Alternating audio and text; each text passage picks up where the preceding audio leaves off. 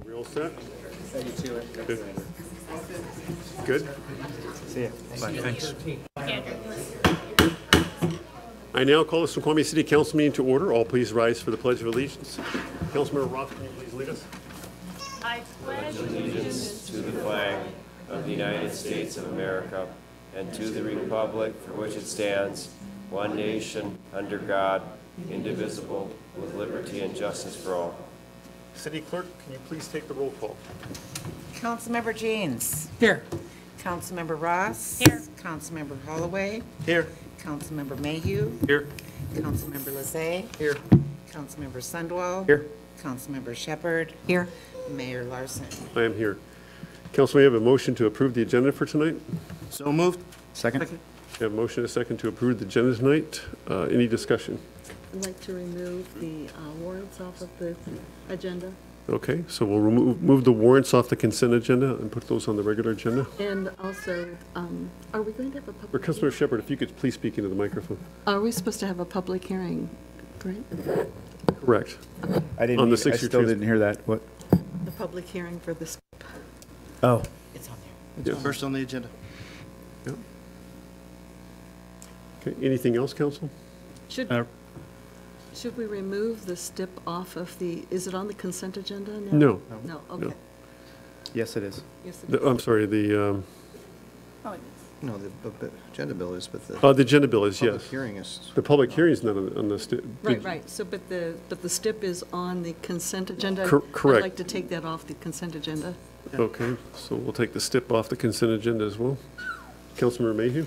Request that AB 18090 be taken off the consent agenda. Also request that under Committee of the Whole discussions that we add an item called special event permits. It's already on. It's already On there. Thank you. Okay. Anything else, Council? All right, with those items and changes as mentioned, all those in favor? Aye. Opposed? Motion is carried. With that, we'll go back to public hearings, presentations, proclamations, and appointments. And at this time, it gives me great pleasure to recognize the high school student program at Church on the Ridge. It's a group of high school students and adult mentors living in Snoqualmie, the Snoqualmie Valley, who make significant contributions of their time and efforts to the Snoqualmie community. And whereas the high school student program has helped in creating a safe place for students to build positive community, and whereas the program has created a place for students to be challenged, set goals, and have accountability, and whereas the program teaches high school students to live a life of love, joy, peace, patience, kindness, goodness, and self-control, and whereas in challenging the students, they encourage them to make a positive difference in their community, their schools, families, activities, etc., and whereas these efforts lead to better lives for those in the community and can be extraordinarily meaningful to individuals in emotional need. Now, therefore, I, Matthew R. Larson, Mayor of the City of Snoqualmie, on behalf of the citizens of Snoqualmie, City Council, and City staff, would like to recognize the high school student program at Church on the Ridge for significant contributions to our youth and community, presented this 23rd day of July, 2018.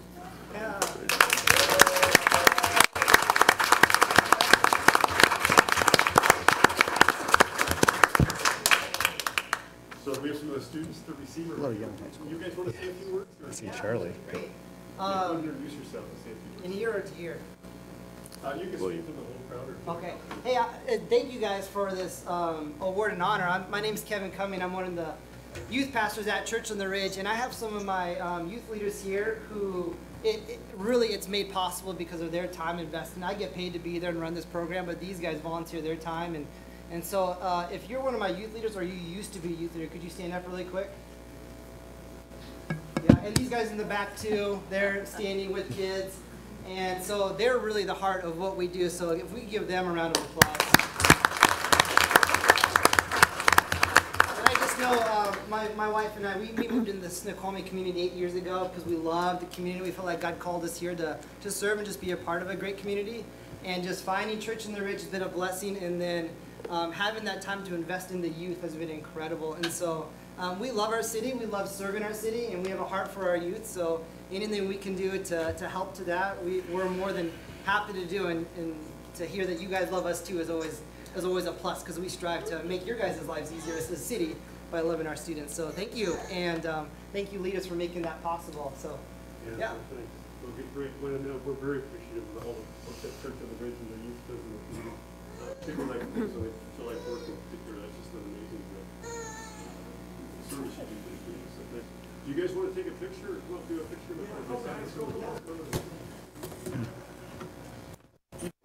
Without. Yeah, if we could. Throw them out of office. We're gonna get a picture taken.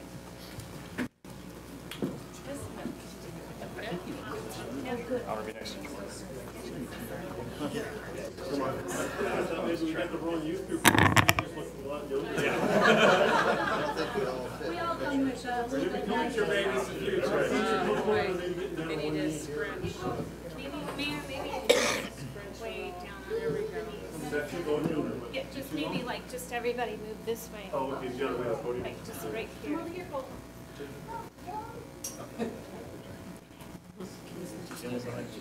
can go to the other side too.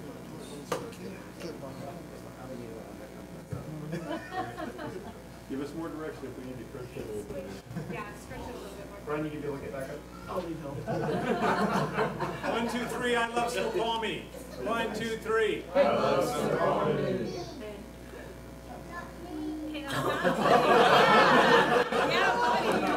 We got some work to do. Get everybody. We need to squish just be a little bit happier. There we go. Good. That's good. There we go.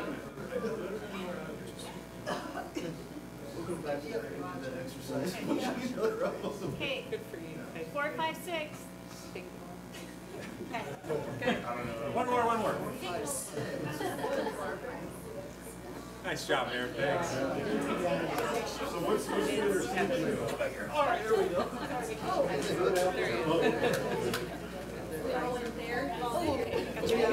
Cut out early to come here. We got a few good ones.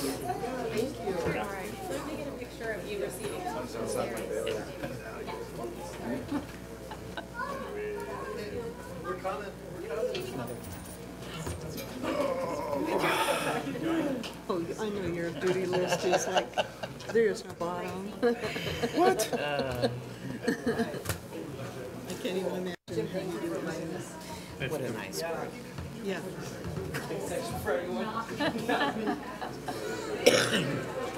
Good to see you, Charlie. Bye.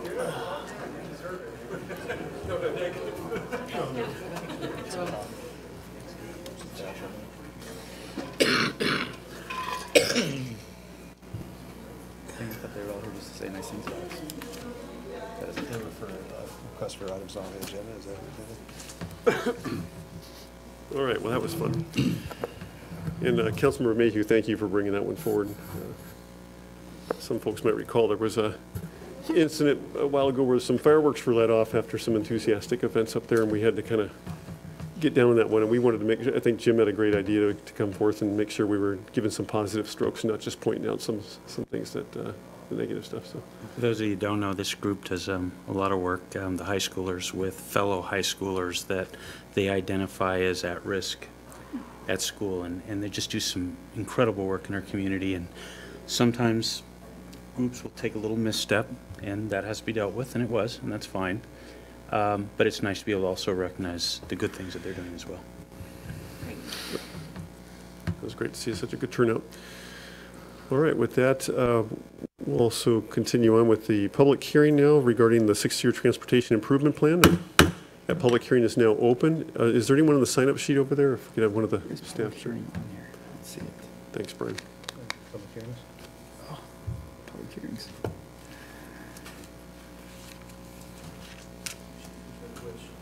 There are no signatures for the step. Okay, is there anyone that would like to speak to this item that didn't get a chance to sign up? All right, see no one come forward. Public hearing is now closed. At this time, I'd like to appoint Brad Erbauer, position number 1, Dave Castle, position number 5, for terms ending March 31st, 2020, and Rod Roderfer, position number 2, and Colleen Johnson, position number 4, for terms ending March 31st, 2022, on the Civil Service Commission. May I have a confirmation, council? So moved. Second. I have a motion and a second to confirm the appointments as stated. Any discussion? Or is there any member of the public that would like to comment on any of these individuals prior to action? All right, seeing no one move forward. Any discussion, council? All right, seeing no discussion, all those in favor? Aye. Aye. Opposed? Motion is carried. Thank you. All right, with that, we'll go back to public comments. At this time, is there anyone from the public that would like to comment on an item that's not on the agenda? Okay. We'll be limiting, we've changed up things a little bit from some procedural stuff that the council voted on a couple meetings ago. Comments will be limited to 3 minutes at the beginning of the meeting. We won't be doing public comment at the end of the meeting, and we'll allow for public comments at the beginning of every agenda item as well. Please wait to be recognized, come and state your name and address for the record, and realize that there's another 13,000 citizens out there that need to get their city business done by those that they elected, and so that's why we limit the comments somewhat and try to keep it focused and respectful if you could. So Anna, why don't you go ahead and come forward? Anna Sotelo, 7713 Center Boulevard Southeast. I just wanted to publicly recognize Brian Kraus again from Public Works and the streets. I had called him actually last Friday, I think, regarding some sidewalks that I was concerned about in front of my business, and he was there today, and his amount of professionalism is just so appreciated, and his concern and his ability to explain things. So I just wanted to, and I guess with that said, Jason Rogers as well. He is just always, you know, I'm sure you guys have caller ID, and he just always will answer the phone and answer, no, really, like 9 out of 10 times. And he will always explain anything to me. And I guess with that said as well, Gwen as well, you know, she answered the phone when I was calling for Brian and had to get my questions. So just the amount of professionalism, I just wanted to publicly acknowledge that. Yeah, thank you. Good night. Thank you, and I appreciate the comments. Tom? Hi, my name is Tom Schroff, 8306 428th Avenue Southeast, Snoqualmie, and I'm here tonight to apologize to the council for creating an unnecessary problem. On July 9th, the council had a conversation with Mr. Hoffman regarding a recent red tag at the Snoqualmie Mill site.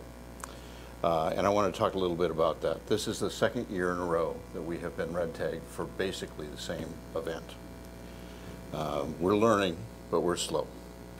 The work is related to off-site parking that we do every year. We've done it for many years to support the PGA tournament.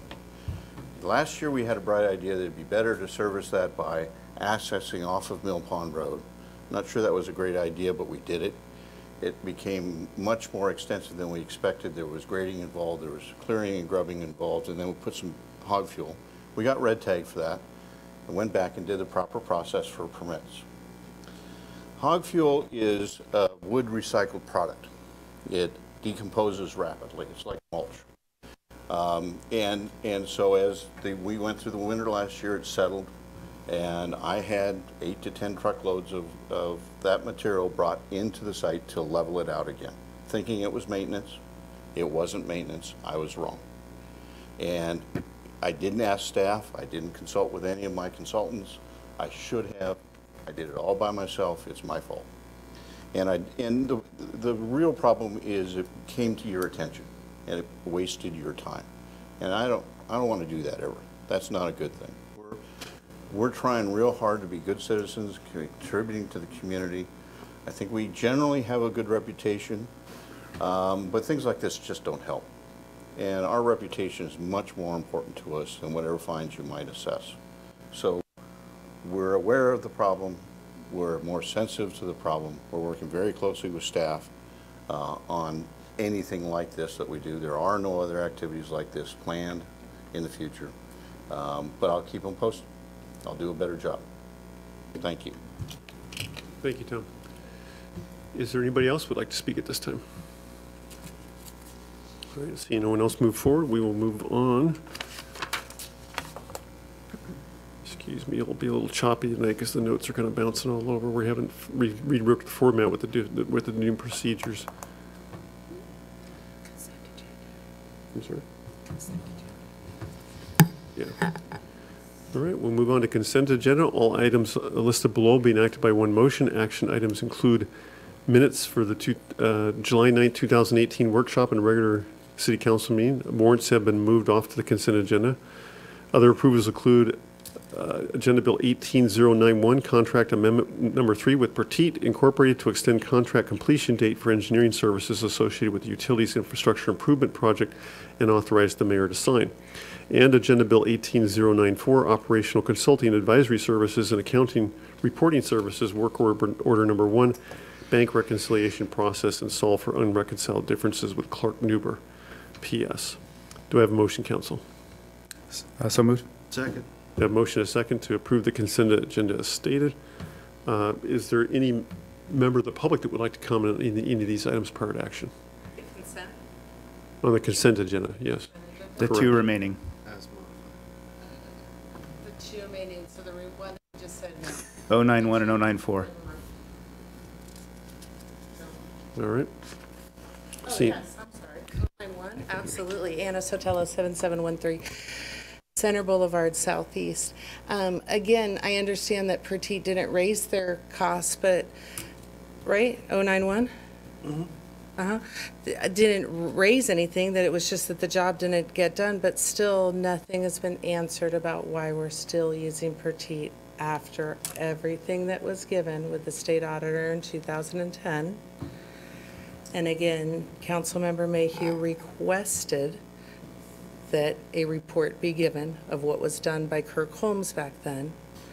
And again, I implore you to not repeat history and to look at what was done. And again, I understand that only a couple of you council members were here at that time. But again, you need to be educated on what did happen and so that it doesn't repeat itself. Thank you. Anybody else? Council, any discussion on the consent agenda? Councilor Mayhew. Just get a clarification on AB 18091. This is an item already under contract. We're merely extending the completion date. Is that correct? Correct. Thank you. Yeah, correct, yeah. Correct. No change in dollar figures. Okay, if there's no further discussion, all those in favor? Aye. Opposed? Motion is carried. All right, moving on to, I just ask, I'm trying to, before I move on, I want to see which committees these fall into, the ones that were pulled off. We have the STIP, which would be Public Works. Bruce Dees, does that fall into Public Works as well? The parks. Or Parks, Public, okay. Yep, Should we do warrants first, though?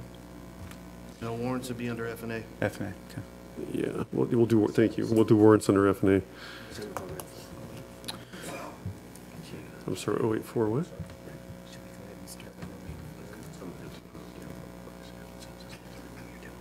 Do you want me to proceed, Mayor? I'm confused why they're pointing out 08484 is not on the consent agenda. Why am you bringing this up? The what? Okay, why are you pointing out 084 to me? I don't understand.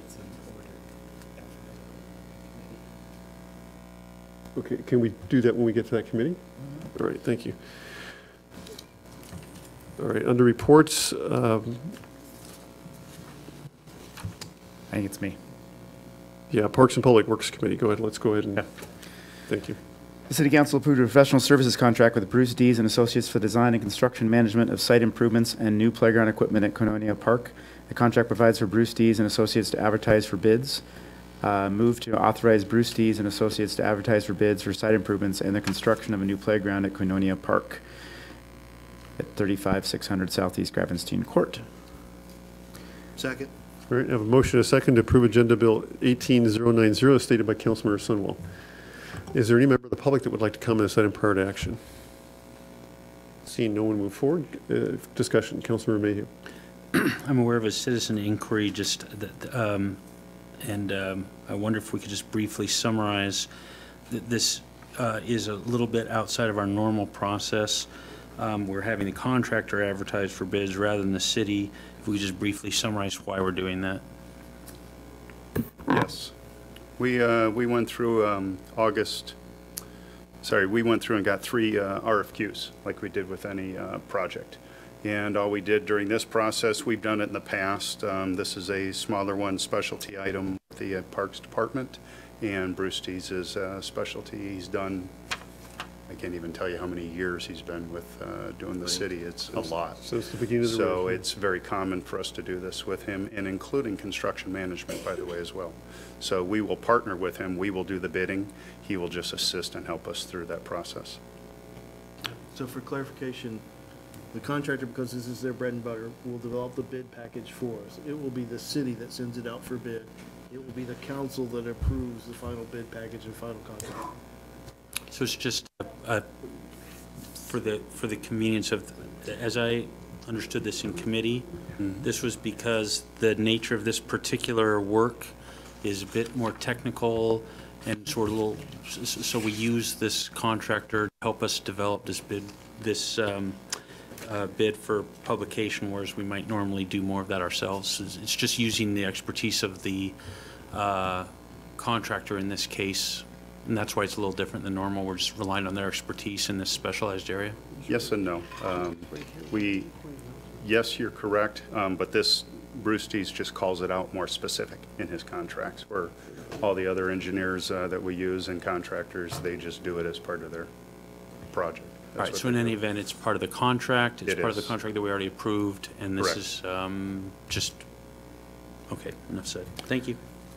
Councilmember Sunwell. So I guess I think the question Jim was about, or Councilmember Mayhew was about to ask, was why are we approving this one? I've been on council now for about 15 months, and I don't ever recall authorizing another company to do our bids for us. So what makes this one unique that it has to come before council? We typically come, that's our process. We come before you, ask if we can go to bid. Right. We But go that's to the bid. city going to bid. So I'm just Right. asking, Bruce Dees just has it as part of his contract. They all help us develop and put Okay. our bid packages together, and then we put it to bid, we advertise, we open the bids. Contractor will show up, we'll all be in this room on Tuesday at 11 o'clock, and we'll open Okay. the bids like we typically I have. understand. Thank you.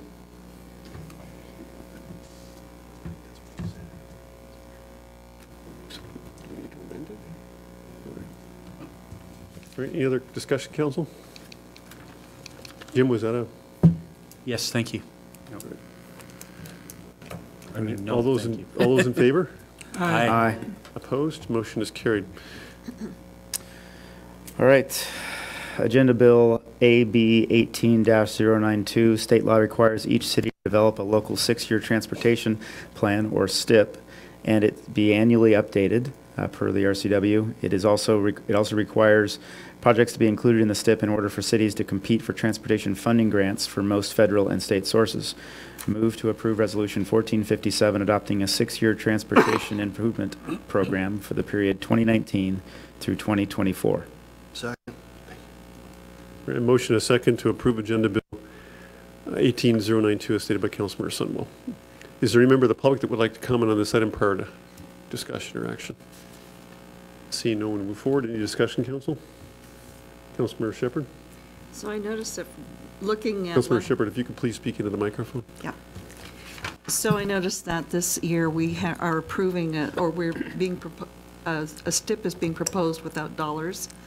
And last year we had dollars, this year we don't have dollars, and I'm just curious why.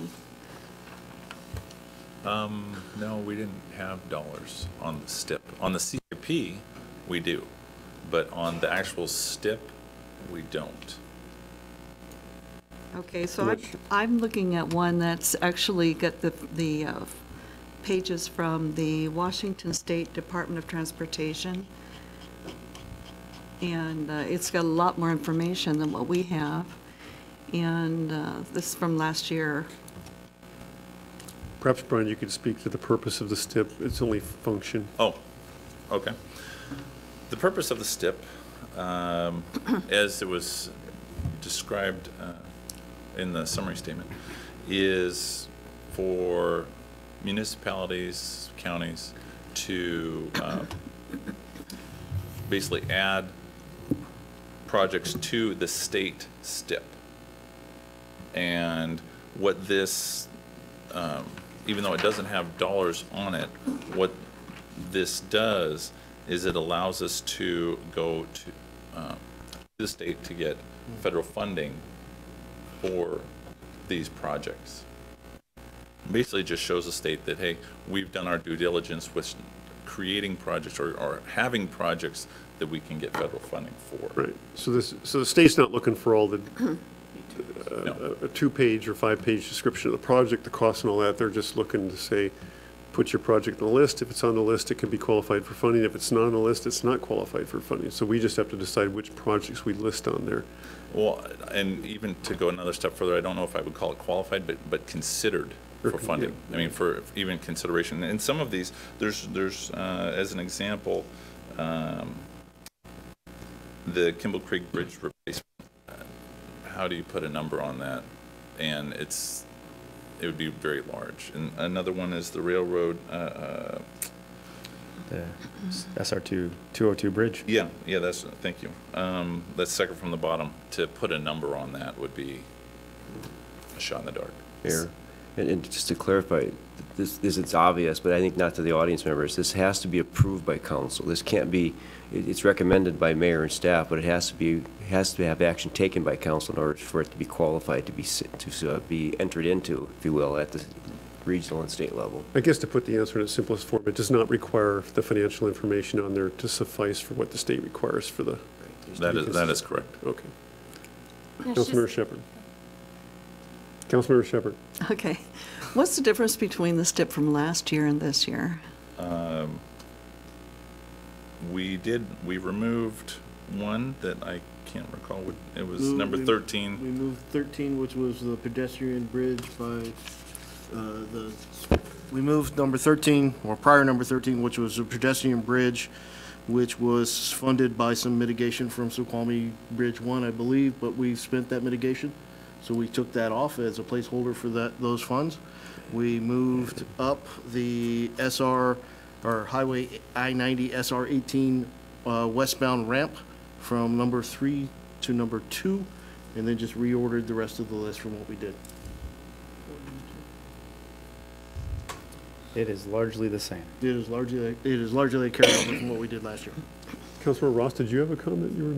I would just say, it's just basically our top priorities for transportation, right? It doesn't include the funding, it's just what we're telling the state is important to Snoqualmie at this point.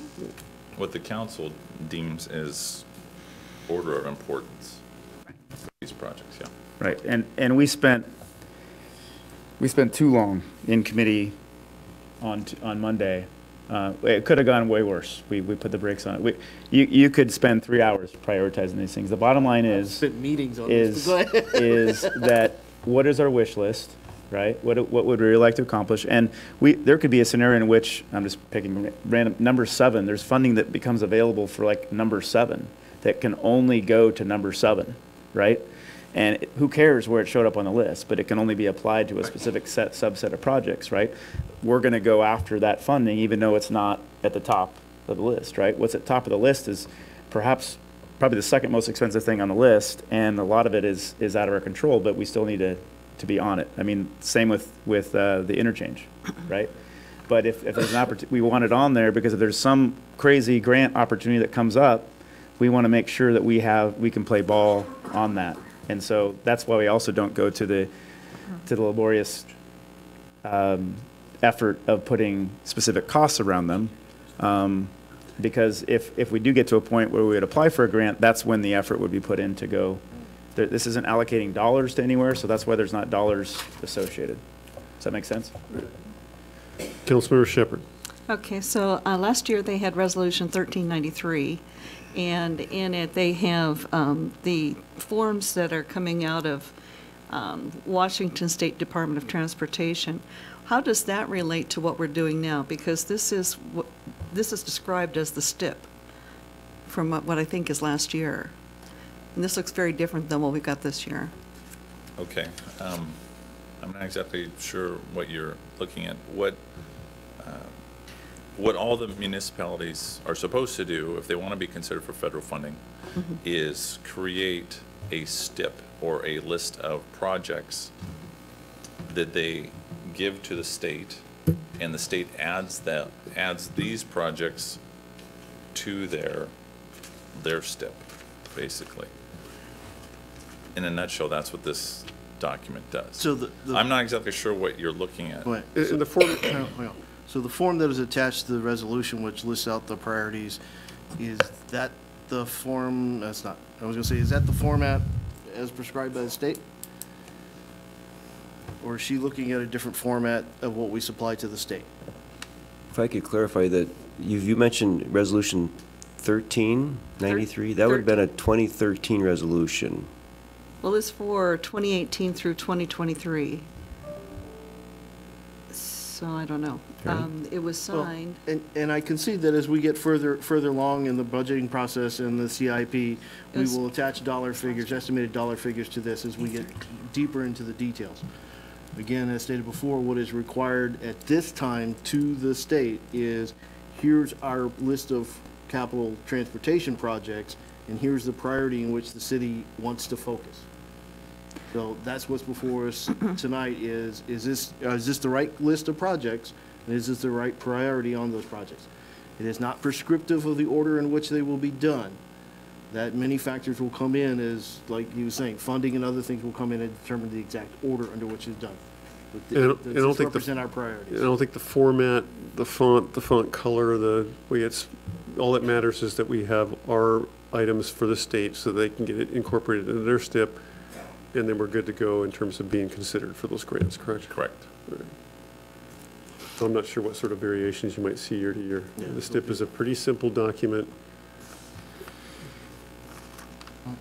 Councilmember Shepherd.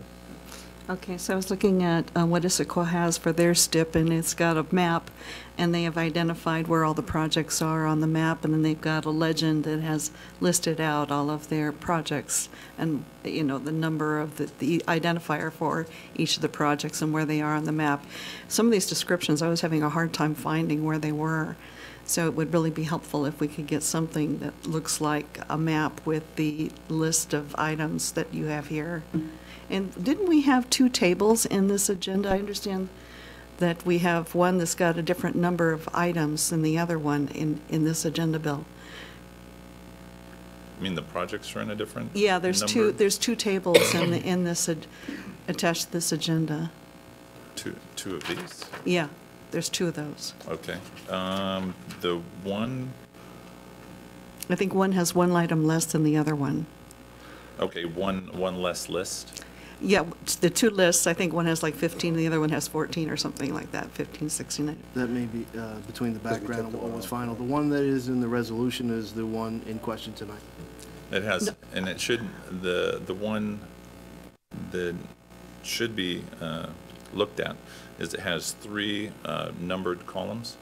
The Public Works priority recommendation, and then we have the last year's city council approval list or numbering, and then the last one is Parks and Public Works committee recommendations, and then it should be an empty column for whatever the council decides on what they believe is the best prioritization of these projects.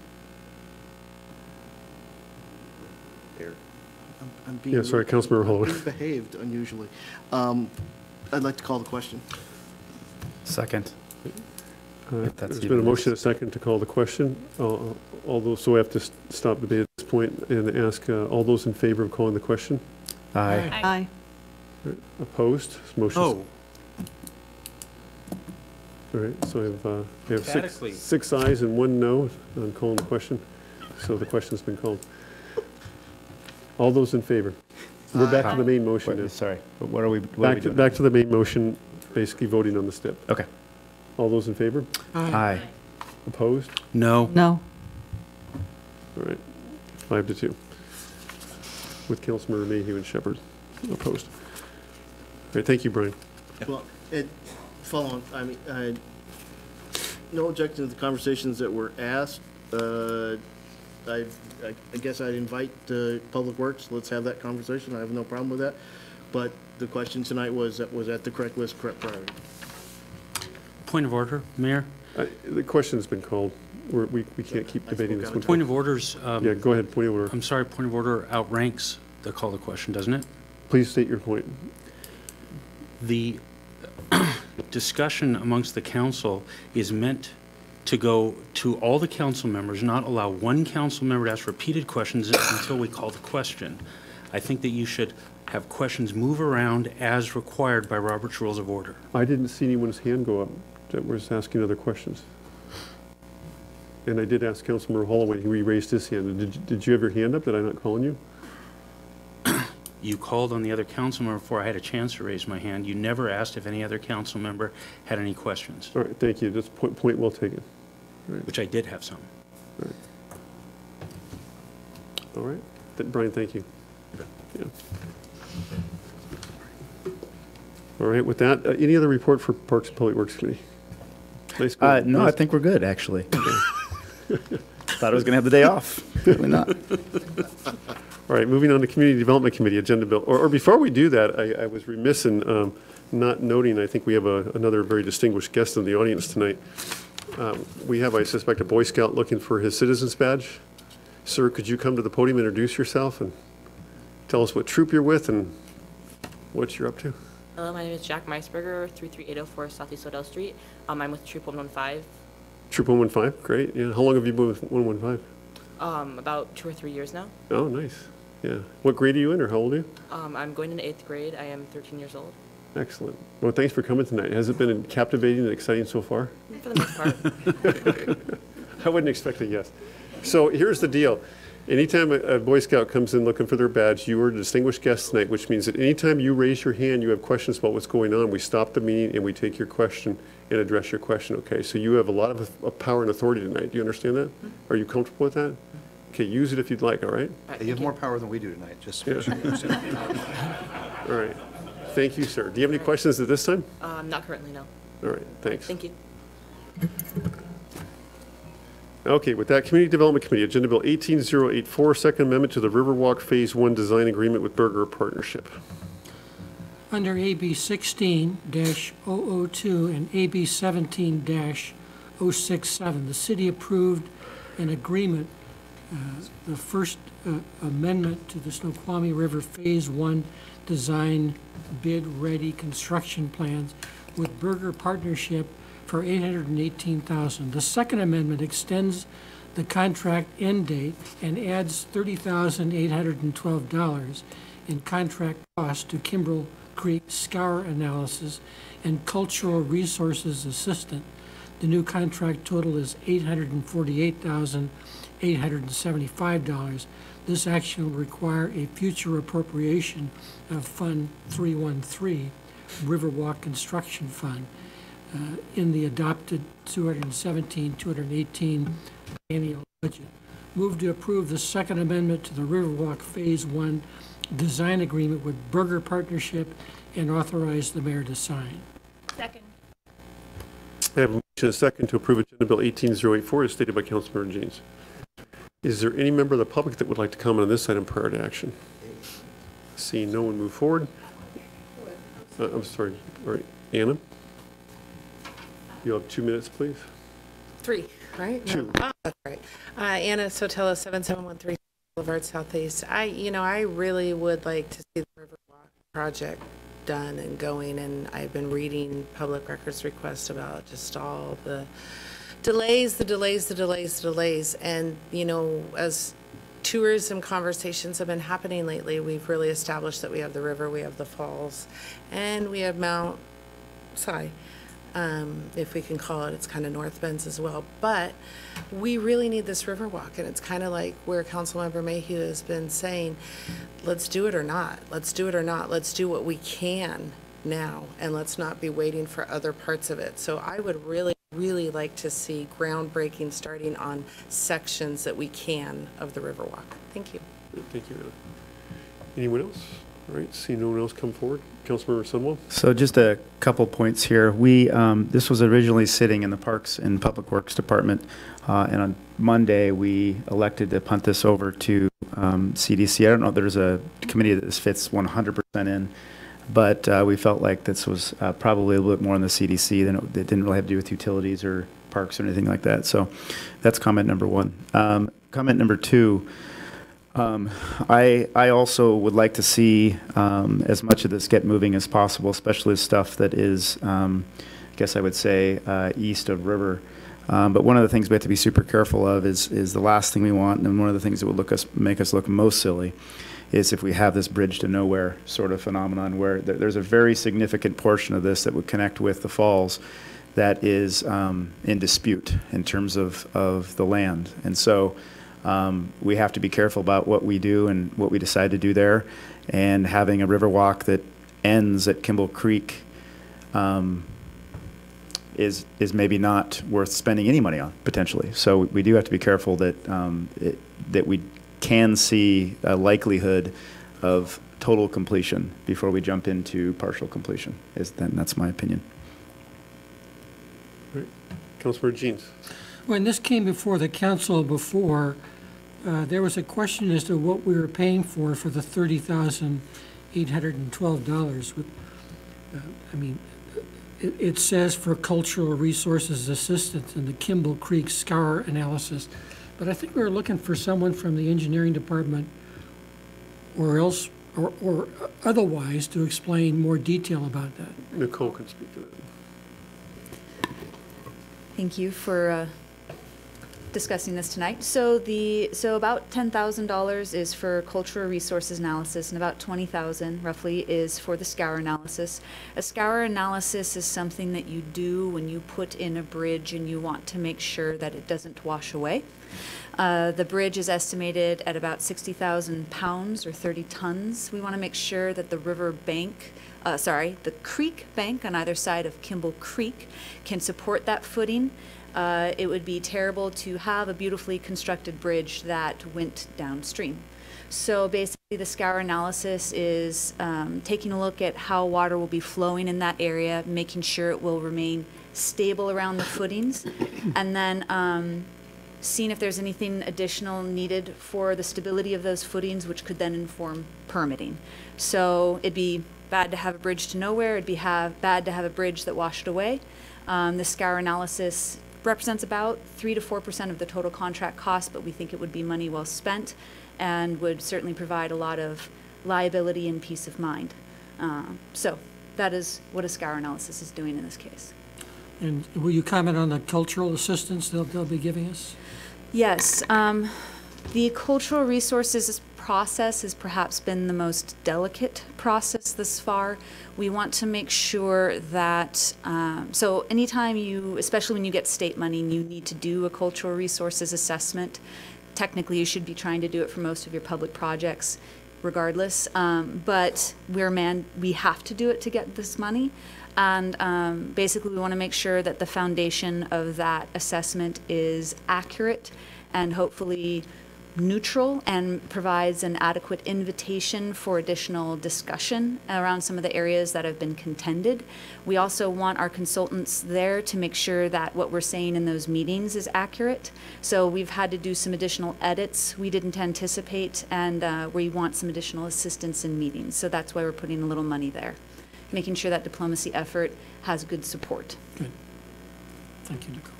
Councilmember Mayhew, then Councilmember Shepherd. So just to clarify my comments, my comment is not that we should do it or not. My comment is we should do it.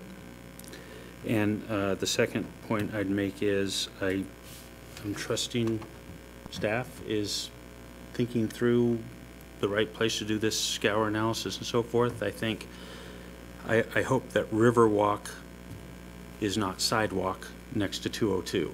I hope it is Riverwalk. And if this, as I understand it, is the right place to cross that river, fine. But I hope that we're not heading towards sidewalk instead of Riverwalk. One would be next to a river, one would be next to a street. But I'm in favor of this and speak in support of it. Councilmember Shepherd. So I wasn't around when they originally approved this project, but the $818,000, did we go to bid to build a bridge with that? No. So going to bid is phraseology used for construction. We have not gone to bid. We're not pursuing construction yet. We did issue an RFQ process, or a request for qualifications. We had, I think, 9 applying firms. We invited 5 to provide a mock-up, which is more than usual. And then we did, I think, interviews with all 5, and we settled on Berger. So we had a fairly large ramp-up process for that. And we probably had 25 to 30 initial firms that were interested because of the size of the project. Nicole, can you explain the extent of what their responsibility is then under the contract? Yes. What does it do for us? What's the end game with Berger? They're going to be doing design? Yeah. Berger is a landscape architecture firm that's assembled between 5 and 7 sub-consultants or subcontractors to help meet all of our project requirements. That includes KPFF, a structural and civil engineering firm. I don't know what the letters stand for, but they basically are in charge of providing the engineering that we would then use to issue bid documents asking for construction. We also have group entities in there responsible for environmental permitting, hydraulic and hydrology modeling, which is what some of the people for this scour analysis are doing, as well as cultural sub-consultants. So each one of those are independent firms that basically give work to the prime consultant, who assumes all of the liability assumes liability coverage as well as organizational and invoicing coverage. So Berger is the design head of this group of entities that are providing these set of services. I'll ask the city attorney to also make a clarification on the distinction between an RFQ or how a council can choose a design architect team versus a...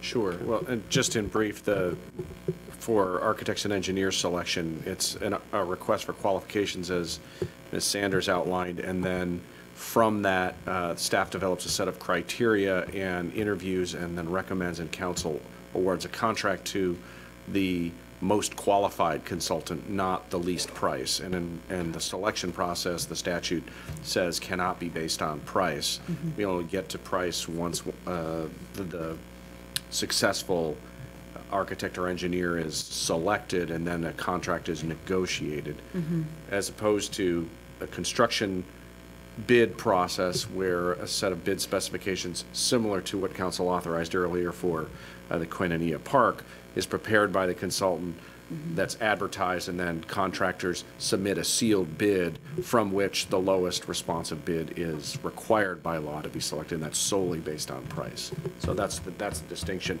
Once we get to a completed design and complete the cultural resources process, Right. we would anticipate Berger preparing construction plans for whatever segments of the Riverwalk that the council authorizes, and then those would be bid, and Mm-hmm. a successful bidder brought to the council for a contract award. Yeah, bidding is sort of like providing a menu that says you need this many ingredients of each type, and then the contractor has a responsibility to get the costs out of each one of those ingredients.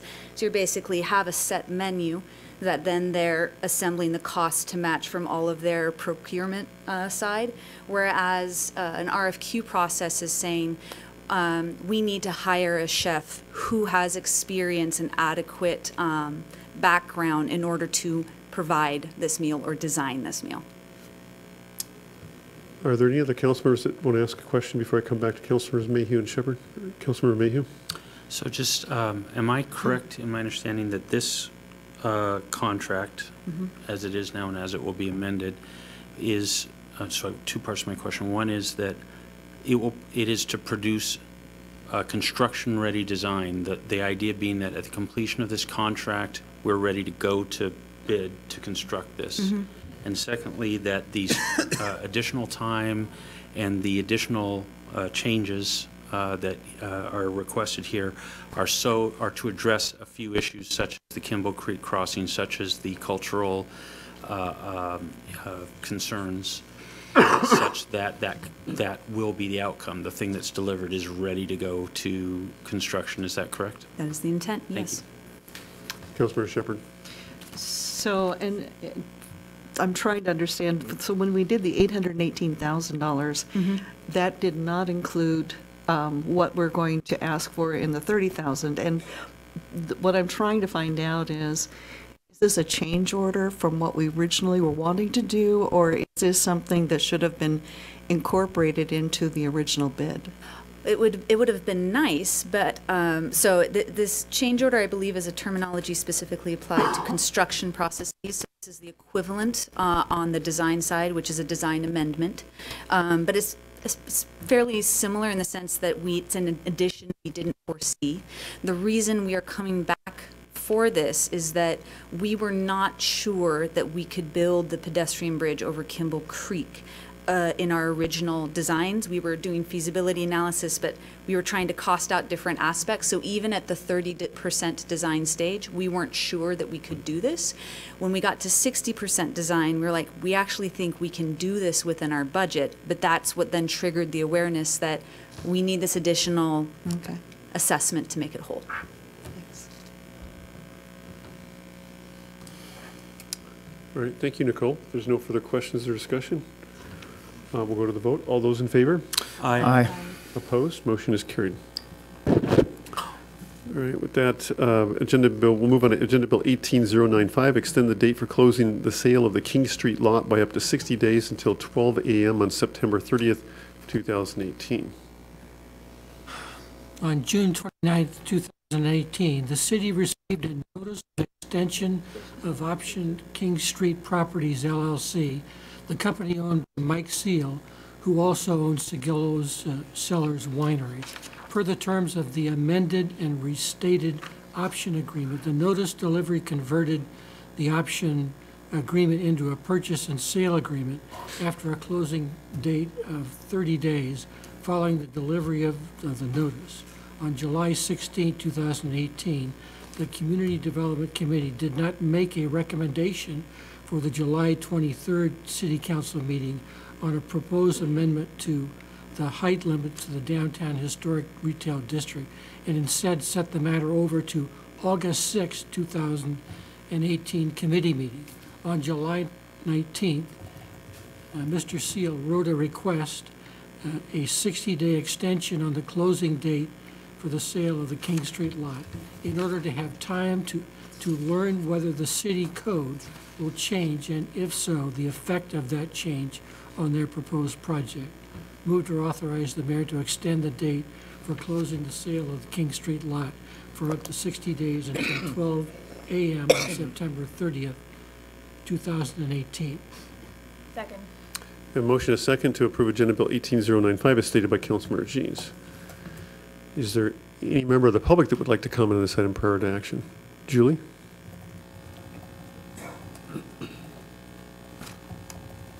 Julie Lake, Buck 1748, Snoqualmie.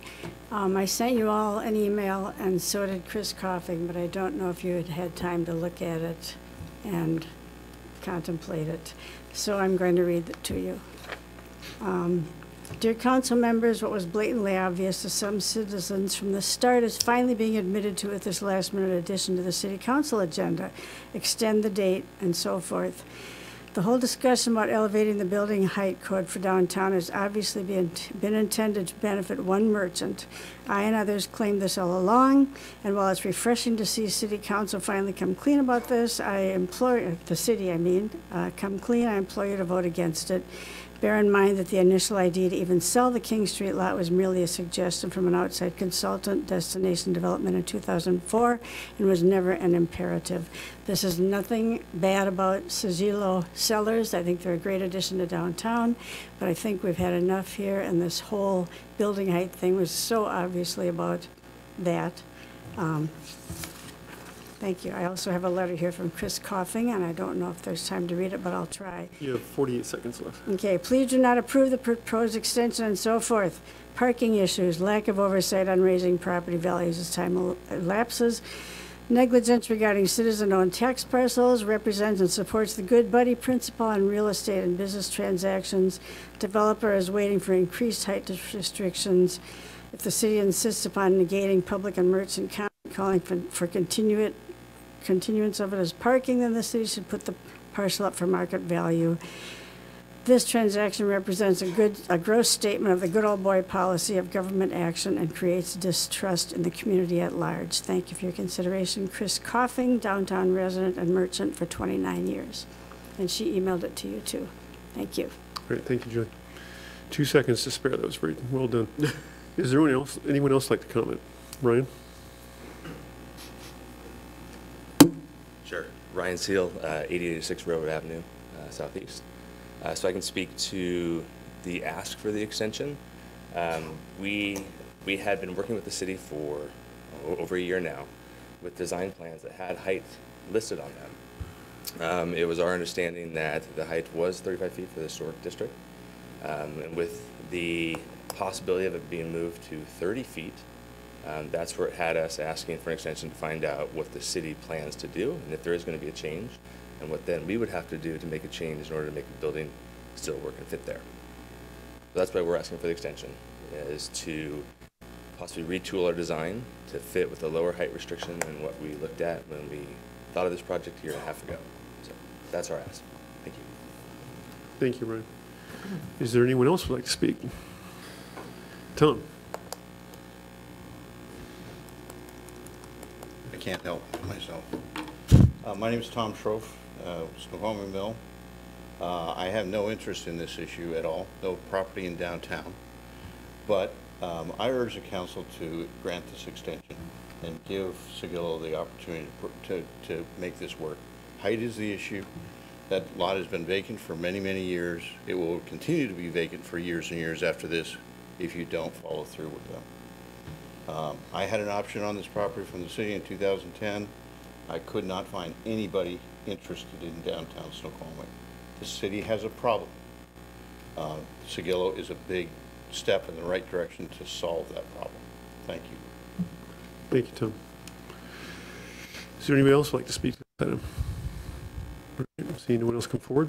Councilmember Sunwell. To me, this is very obvious. All the comments I've read, there was another one from another citizen that was sent during the meeting. This is not an opportunity to relitigate our decision from many months ago.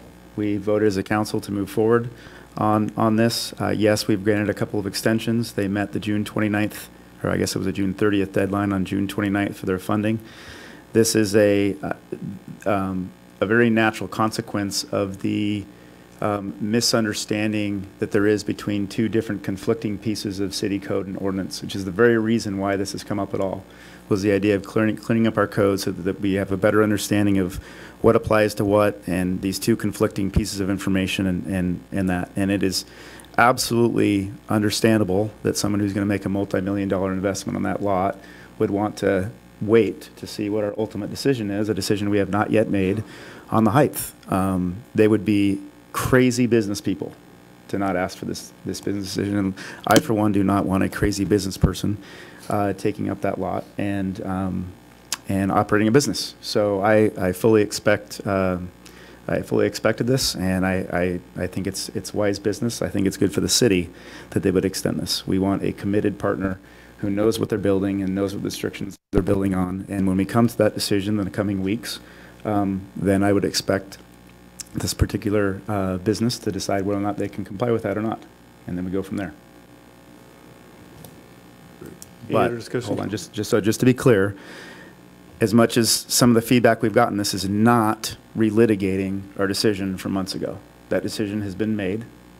And this is not about whether it's going to take up parking. It's not about, frankly, it's not even about how tall the building can be. This is about allowing a purchaser of this property to be able to make a smart business decision based on a future decision by council. I'm done. Yeah. So you're saying not relitigating the purchase and sale? Correct. Yeah.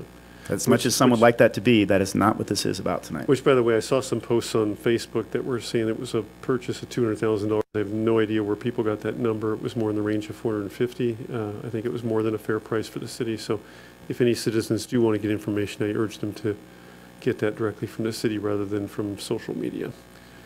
So any further discussion, Council? Okay. Councilmember Holloway? So I'm having a little struggle in that when we first get onto this agreement, the more restrictive code was in effect. And I am now contemplating a less restrictive code, and that is being used for reason of extension. In my head, the height is a red herring in the discussion. The agreement was done under the more restrictive code. So help, you're shaking your head, help me with that. So, Councilmember Sutton. so the problem is, Brian, that I don't, that, as we, sorry, the problem is, council members and chamber, is that the very reason this was brought up 2 to 4 weeks ago, not forget Seguillo for a second, but that the height issue was brought up is because there is conflicting language, things that say two different things in our city code. And the idea was to, as part of an overall cleanup, is to rectify those two and so essentially pick which one we're going to go and make it crystal clear in the code what is going to be our moving forward. And so I could understand a company, Seguillo, for example, coming in and reading one part of the code and saying, yeah, that's going to work with our 35-foot, and not having seen the other piece of code that says, no, it's 30 feet, right? And making, and keep in mind, we approve this, right? So there was confusion even on this council as to what overrides. And I think ultimately, legally, there is one piece of the code that says 30 feet is the, in its purest form, the legal, what the law is now, but there's also conflicting language in there that makes us question, which is why we're even having this conversation. About the conversation about height came up before Seguillo's request to push back the deadline. Councilmember Shepherd, or Councilmember Hussain, and Councilmember Shepherd. I'm somewhat in the middle of the discussion on height, but this isn't about, again, I'm going to go back to this isn't about height.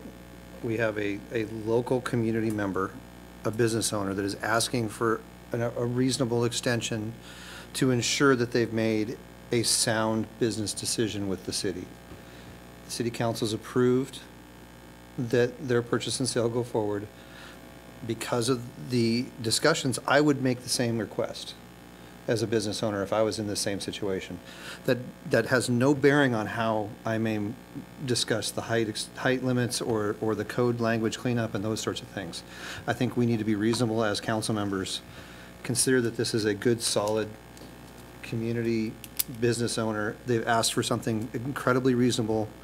It's not going to have an impact on whether or not this project goes forward or whether they make a decision tomorrow or they make a decision in September.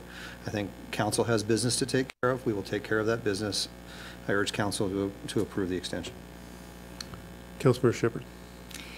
So I wasn't among the group that approved this project, and I'm not in favor of it, and I'm not in favor of extending the deadline.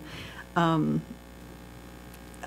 feel like there's so many things that they're proposing, and I don't understand what they're going to be doing. I was walking along Sandy Cove Park, and I was looking at those huge trees, and I wasn't clear where they were going to put a deck and how many trees were going to be chopped down. So I'm not in favor of extending the deadline. Councilmember Ross. I am in favor of extending the deadline. If you look at our code, it's 30 feet and no allowance for, excuse me, use my voice, for appurtenances. No, did I say that right? Appurtenances. Anyway, that's very limiting for any building that's going to happen, whether it's Seguillo's or any other company that might come in and build something. Because you have to allow for the floodplain, which is about 3 foot. And you have to allow for 5 foot of HVAC, which is 8 foot. So that leaves a building that'd be 22 foot. And I don't think anyone would come to Snoqualmie and build a 22-foot high building. So I'm for extending it and ensuring that 60 days is long enough. Mr. Hoffman will have to let us know. So I would add from administration or staff's perspective, or my perspective, the concern I have is that it's been well over a year that the conceptual schematics have been presented to the council, to the EDC, and other members of the community, as Ryan Seal just spoke to, with that height, the massing, and the numbers even on there. And I don't recall any strong protestations, at least from the council, about that. The developers or the Seals that have moved forward to make that purchase now are in the 12th hour, and suddenly this has become an issue. And so this feels to me sort of like, I mean, I take umbrage with some of the disparaging comments that were made about, assigning what my ulterior motives were. I reject those respectively. But to me, this is allowing the entire community, those that oppose or those that are in favor of it, the time to properly deliberate this and give them. Otherwise, the accusation would have been, we're rushing a decision on some height or other requirements in order to placate and satisfy one particular developer. And I don't think that developer wants to be put in that position either. So when Mike made the request this past week, I thought, well, that's more than reasonable, because I think that's what opponents of this project would appreciate as well, is to have everybody at least be able to slow down and have a few weeks to take their breath and deliberate. Those that were at the CDC meeting, which I know a few of you were, knew that conversation kind of got jammed up at the last minute, and they almost made a decision to come and bring that back and make a decision at the council tonight. It didn't feel like it was really ready for that. As they recall, I was the one that proposed just postponing it a couple more weeks. That actually put the seals at great disadvantage. But I think that this is just good for all the parties. I think it's a fair request for all parties to take more time to get this right. Councilor Mayhew. So when I first saw this request for an extension, I was troubled by it, for similar thinking to what underlies, I think, the questions that my fellow council member was asking. But as I think about this, I think there's a significant issue on how we best protect our historic district. Height. I'm troubled by why our 30-foot height limit is so different than other cities in Washington with historic districts. Everyone I can find is at 35 feet or above.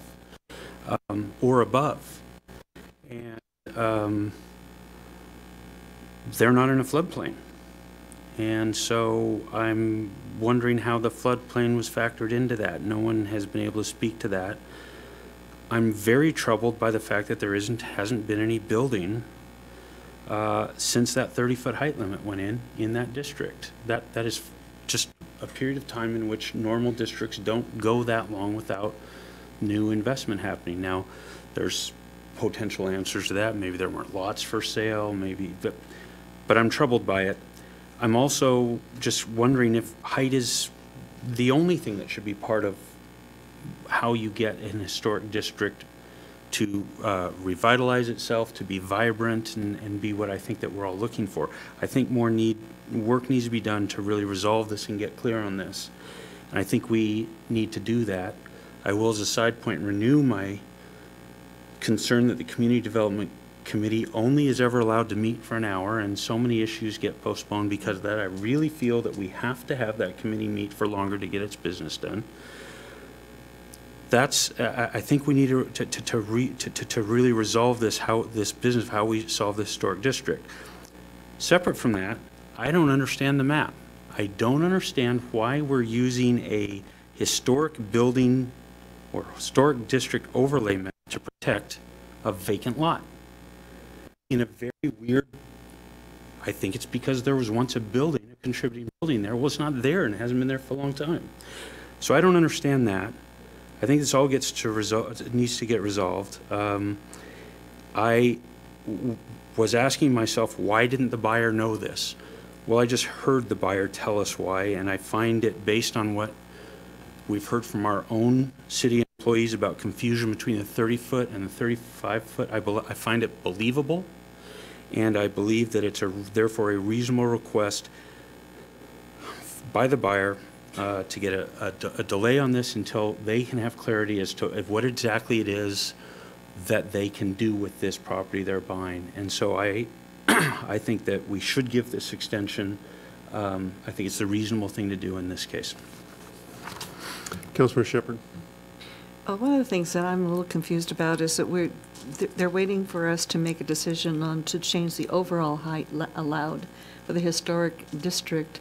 Why don't they go through an amendment process to get the height that they ask for, the height that they want? I think that's the process that's been. The city initiated the amendment process, and that's the process that's now in front of the Community Development Committee. Is a code amendment. But it's for all of the properties, not just one. Correct. So you're referring to a variance, not Right, not oh, an yeah, I'm amendment. sorry, yeah, the variance. Why aren't we just doing a variance for that lot instead of the entire district? Variances typically are limited to situations where there's a unique set of conditions on one particular property that don't exist on other properties, but are necessary to allow that one to make similar use of their properties. So this is really a situation where the right vehicle is a policy decision by the council on it, clarifying the code.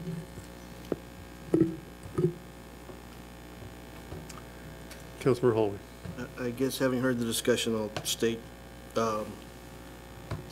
again, I view in part, the height as a red herring. I'm sorry, in my head, it is. Okay, but I will also state that there've been a couple of mine, and I'm one of them, has been unhappy. This is not the first extension request. The happiness level keeps going down on these extension requests.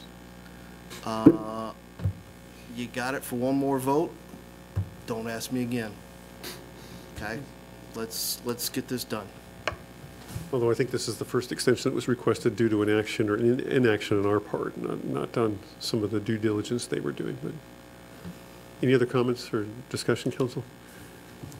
All right, all those in favor? Aye. Opposed? No. All right, passes 6-1. Any other report for Community Development Committee? No report. All right, Finance Administration Committee, we're going to pick up the warrants at this time. Yeah.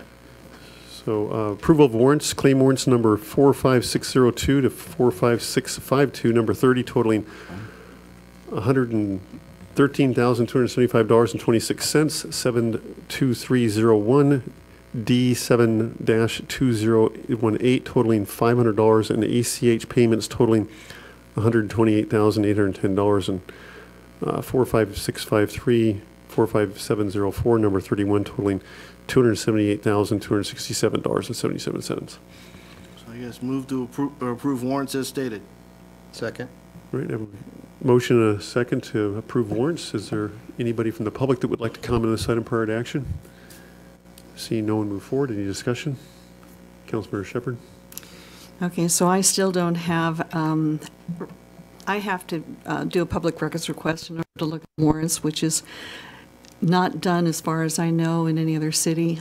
And we've had a lot of email going back and forth between city council members about this subject, and there seems to be a lot of confusion about what our responsibility is in terms of whether we're supposed to approve warrants or not as a city council.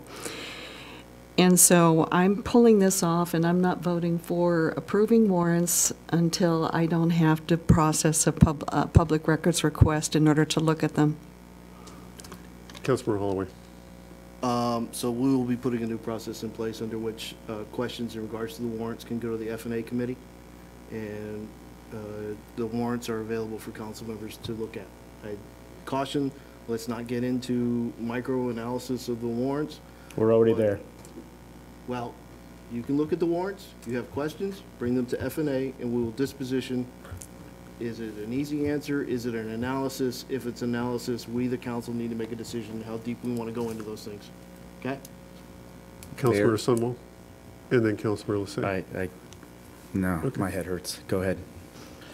I appreciate that you're looking at a process, because I think it is important for council members to have the ability to look at warrants. I do believe that it is the purview of the F&A committee to make a recommendation on those, so I would like to see that also as part of that process as that comes forward. Now it's my turn to say that I've actually talked to another city, and I reached out to a couple council members, and CTAC had this issue come up a number of years ago. And what they have done is they make them available for review during a set period of time. It's up to the individual council member to ask questions should they have them. What they found is they had an inordinate number of questions at the beginning, because oftentimes council members don't understand the nuances of all the department heads and how they do the business and how that is. It's no different than anyone else jumping into another role. But they did find over time that those inquiries tended to get smaller and smaller and smaller, and ultimately, after the last 2 years of time of reviewing warrants, they typically are just set on a desk and somebody can come in and look at them anytime they want, and they get very few questions. So maybe the process will be painful for a little while, but I think having the warrants available for review by council, should the council members so choose, is important. But I'd also defer to and continue to support deferring to the F&A committee for a recommendation ultimately at each council meeting. That's it. Bob? I'd ask the Mayor Pro Tem if he could clarify what he means by making the warrants available. We'd be happy to do that, but is it the warrants that we normally provide or typically provide to the F&A committee members, that set of documents, or is it something different than what you're... I believe it's that, I believe that set of documents, I do want, so I've got to work some of the mechanics out, but I do want to caveat that I don't want to interrupt the current flow. But once it's gone through F&A and we've approved, it's available to review, question, and bring those questions back to F&A. So I think to Bob's point, the documents, the packet that goes to the F&A members or the council as a whole to review if they'd like, we have no problem with any councilman reviewing that. The concern is Councilmember Shepherd's coming in and, you know, you have a stack of warrants that has summaries of all the line items and issues being approved. She's requesting a stack about 4 times that size that pertains to all the invoices and billing and details behind every one of those line items. And we'll spend several hours doing that and then generate a dozen questions from that time spent. And when that accumulates over the week or so, it's a considerable amount of time. And to Councilmember Lasay's questions, we did anticipate that line of questioning would dissipate and ease over time as you kind of went through that learning curve. We've not seen that happen. In fact, it's equal or greater in volume. Point of order. Yes, sir. I want us to keep focused on what the generic process should be. I think the generic process is somewhat already in place of, we have given the F&A committee review and approval authority over those warrants. That's our process. Those members have the responsibility, yes. That package should be available for all council members to review. I don't think that's an issue. I think where individual council members, myself, Bob, whoever, have questions, we should bring those to F&A and disposition those questions out of F&A. So we have broad review of those questions. And we can disposition of, that's more than a 50-cent question, and we got to decide if we're going to spend that money on that question. Right. Councilmember Mayhew. Yeah, well, one question and then one comment. My question is, have each of these claim warrant numbers, have these claim warrant numbers all been approved by F&A following the process currently established in our council procedures? Yes. Yes. And I would just say I have absolute confidence in Mayor Pro Tem to what I've heard. I think he will include what I've heard from other council members. I think a process will be set up. This sounds fantastic. I would say that much of this conversation misses the point of what a governing board should be doing with regards to controls over disbursements, which is oversee management, the administration's processes and internal controls over how they process and approve these things, rather than imagining that each of us as an individual can actually perform controls over every disbursement. There is no such person on the administration. There's no one in the administration who single-handedly reviews every warrant. That's just, that's not how business processes work. It's not possible. So I would just say I have absolute confidence this will get resolved, and I think that being shut off from them is problematic in my mind. It sounds like there's a process that's going to address that. I hope that we also look at the bigger issue that I think we should be looking at, and that's my comment, and I call the question. Motion to call the question. Second. The question's been called and seconded, so unfortunately, you have to, whether you like it or not, the debate has to stop so we could vote for calling the question. All those in favor of calling the question? Aye. Opposed? No. All right, so back to the original motion for the warrants. This is now a vote for approval or denial of the warrants themselves. All those in favor of approving the warrants as stated? Aye. Aye. Opposed? No. All right. Also, of our F&A committee, I'm going to invite Robert to come forward and give a report on the fruits of our efforts going down to San Francisco and meeting with Standard & Poor's on to petition for a higher bond rating.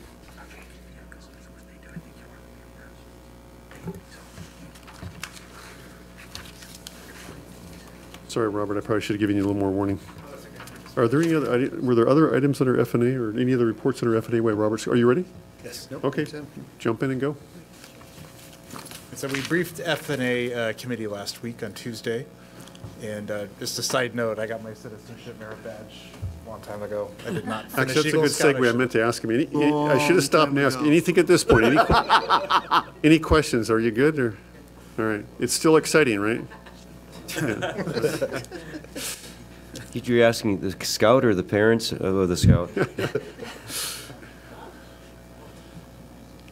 And if you have any questions on this, either gentleman in uniform will help you. And next slide, please. Give him the clicker. There you go.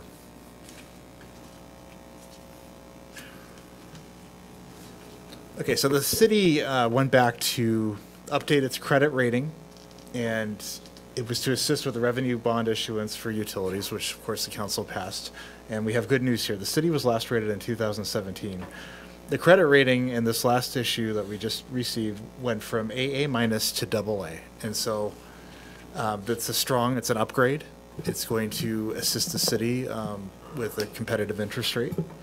And an AA rating is defined by Standard & Poor's, and Standard & Poor's is a rating agency that we actually met with in San Francisco. We were with Bob Larson, Mayor Larson, and Council Member Mayhew. And we had a very good presentation with them and a good meeting. There was a lot of follow-up questions, and so the rating agency has a matrix, and pretty much the credit rating is where we fall on their matrix. So they had set questions for us, they had some follow-up, so it took a few weeks afterward to get the rating. But we did get the rating, and I did want to emphasize in the letter that we submitted to council from S&P that the AA rating is defined as very strong capacity to meet financial commitments. And Standard & Poor's rating criteria, I know the font is a little small, but you can see that AA is just one full notch below the AAA rating. And so AA is defined as very strong capacity to meet financial commitments. And you can see we're, very much in the high end of the investment grade. So that makes the cities, S&P rates the city against tens of thousands of different governments across the country. And so, as you can see, we're in the top echelon. I didn't go below into the junk, Councilmember Mayhew. I just wanted to show the investment grade, speculative grade. And Sir, Mr. Mood, if I could just ask you that, it just, there's intermediate steps in between the main steps you've shown there, right? So there's an additional step between each one of those steps. So for example, there's AA minus, and then there's A plus. So there's actually two steps between each of the major steps that you see there. Just like your grades you get in school, you can get a minus or a plus. Exactly. And so the highlights of the Standard & Poor's findings for the city of Snoqualmie, the report states that the city utility presents, quote, an extremely strong enterprise risk profile and a very strong financial risk profile. It cites, quote, good operational management practices and policies focused on adequate water supply and treatment capacity to meet near-term demand. And also unrestricted liquidity position for fiscal 2016, approximately $4.9 million, equivalent to 305 days of operating expenditures. We consider very strong. So again, we're starting in a very strong position. The city scored 2 out of 6, 1 being the highest, in S&P's financial management assessment. So again, they're evaluating us on their criteria. They evaluate tens of thousands of government agencies across the country, and again, we're in the high end, 2 out of 6 on their scale. S&P determined that the city's financial policies and practices are, quote, good and mostly comprehensive in nature. They found that the system's industry risk was the lowest risk possible, 1 out of 6, so we're strong. We have a strong infrastructure, strong financial management.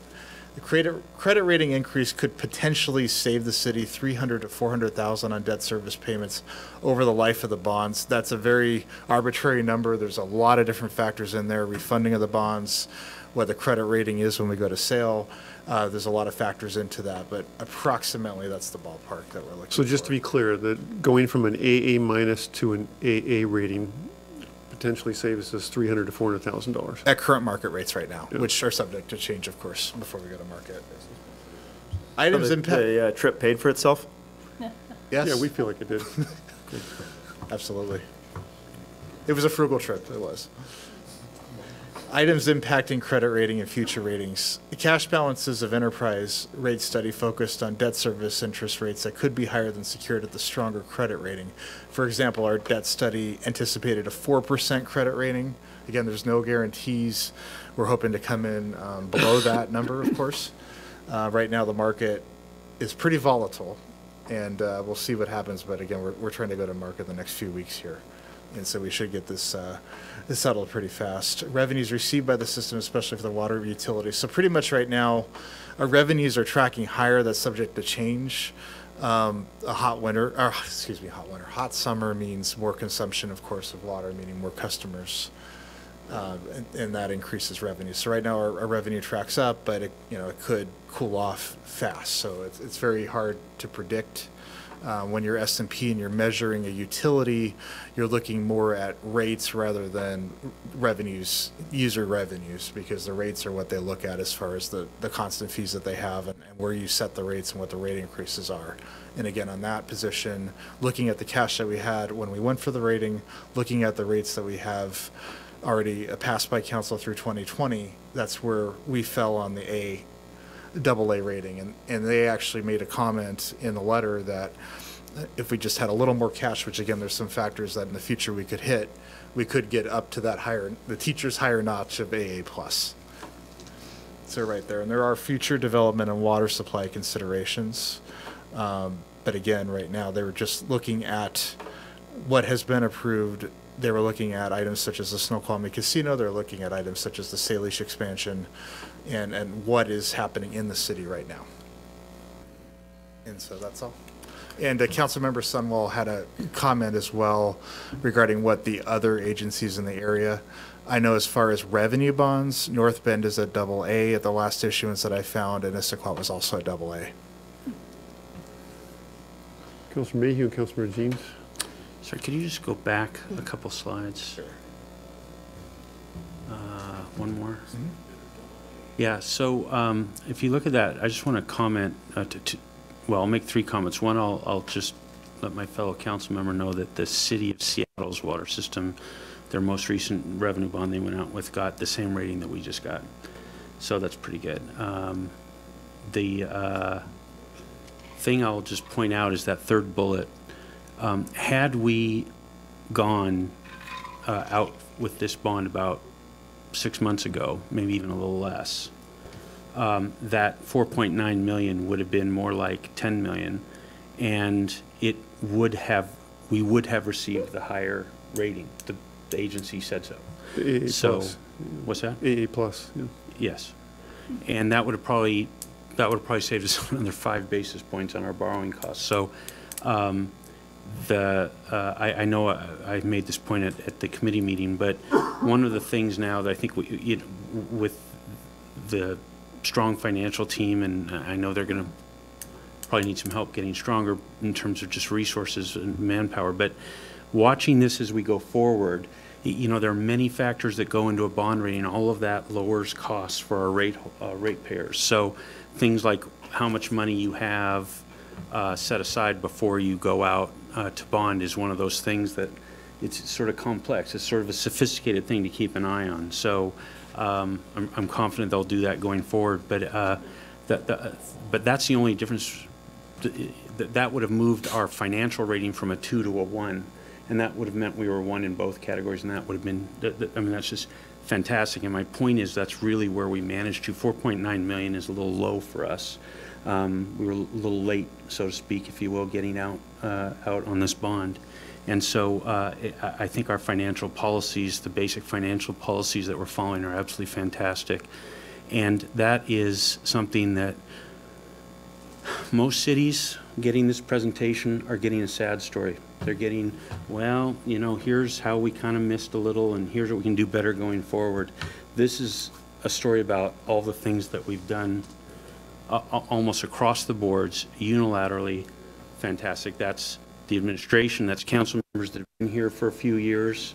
The city owes you a great thanks, and prior council members, and I just hope people realize how significant this is. This saves a lot of money to our ratepayers, and it reflects a fantastic management job of our utility system. Bob? And a good presentation to the bondholders, but you had a lot of good material to work with. Robert, I mean, to the rating agency, not the bondholders. So you've gone to S&P for the ratings. Correct. And I'm curious as to whether AM Best is a player in these kinds of municipal ratings. Where does AM Best fit in this? Are they not a player? I'm not familiar with AM Best. Councilmember Mayhew might have more information. Yeah, more commercial. S&P and Fitch. Moody's. Fitch doesn't do it anymore. Fitch actually stopped, I think, a few years ago on the government side. They did, okay. Yeah, so Moody's and S&P. Yeah, Moody's and S&P. So you typically go to S&P?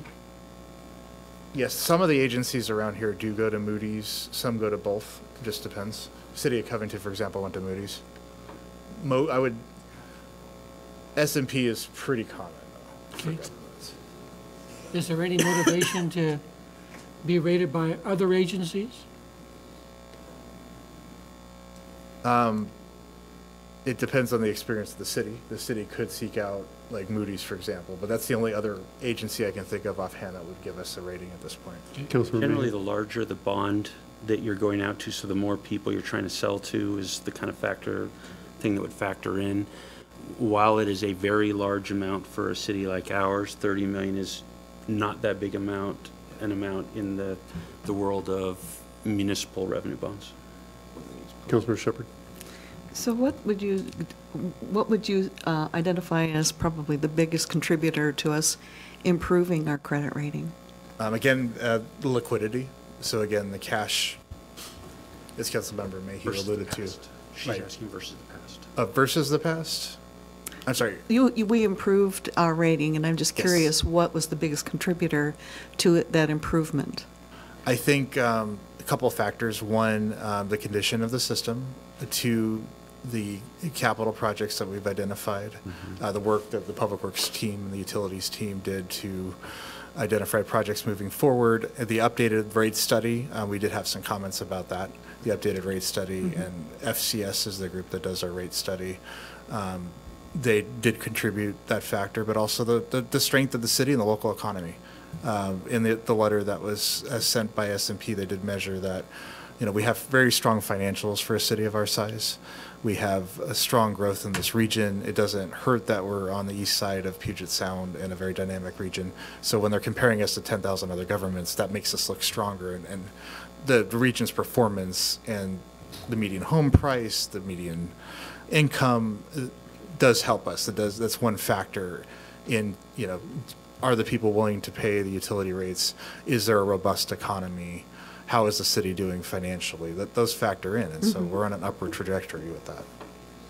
Bob? I want to also add one other, is that the 4-year of rate increases for 2017, 2018, 2019, and 20 was seen as very progressive by Standard & Poor's, and they anticipate or expect that we'll continue that, or the council would, to continue to remain aggressive. And in fact, a 5-year commitment would have even pressed them more, probably got us to A+, but yes. Councilmember Mayhew? Yeah, I was just going to say that's exactly what I was going to say. One of the comments was the fact that we had a 4-year approved rate plan in place. They did speak to being a little, their word wasn't nervous, but a little, that they commented on the fact that that we've had it going out a little bit farther, 5 to 6 years in the past, and they're assuming that we're going to do that. So going forward, and the comment, the way it was made, was sort of sounded like a shot across the bow that, hey, if you want to keep this rating for future, for your next time you go out, you probably need to keep that approved rate out there about 4, 5, 6 years. So that's something we'll probably want to talk about in the future in terms of keeping our approved rate increases or rate levels. I don't know they're necessarily increases, but our rate levels approved well out. But that was one of the big comments. The rating report itself is very easy to understand. It's only about 4 pages long, and I really encourage you to read it because they do call out what the features were that they, or the factors were that they looked at, and I think you'll find it really helpful. And it is attached to the agenda. So you all have it. Yeah, and the fact that those rates were very competitive as compared to like communities, that they weren't high inordinate rates. Councilmember Ross. So this is really good news for Snoqualmie. When will what's the next step? When will the bonds be issued? So right now, we are working with Deanna Gregory, the Pacific Law Group, to finalize the POS. That's the preliminary operating statement.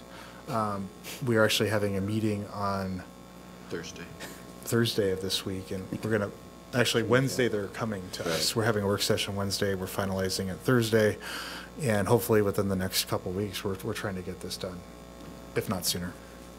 Councilmember Shepherd. So will we be getting a copy of the POS? Yes. Okay. Absolutely. When it's completed and we're ready to submit an issue, it will definitely get a copy to council members. It'll be available to the public as well. Any other questions or discussion, council? All right. This isn't a voted item, so just a report. Robert, thank you. Again, good work. We don't have to vote to accept the rating? You could symbolically do that if you'd like, yeah. I'm in. Mayor, I'd be remiss if I didn't mention this. This is not in their report per se, but I think, I know that they're very impressed, the rating agency. This is the second time we brought a council member and the mayor along with us. And I believe that's very positive. It speaks to the governance issues. It speaks to the policy issues that this council has developed. And I think that helps substantially. I think it actually was mentioned in the report, the policy and governance as well. It did, yes.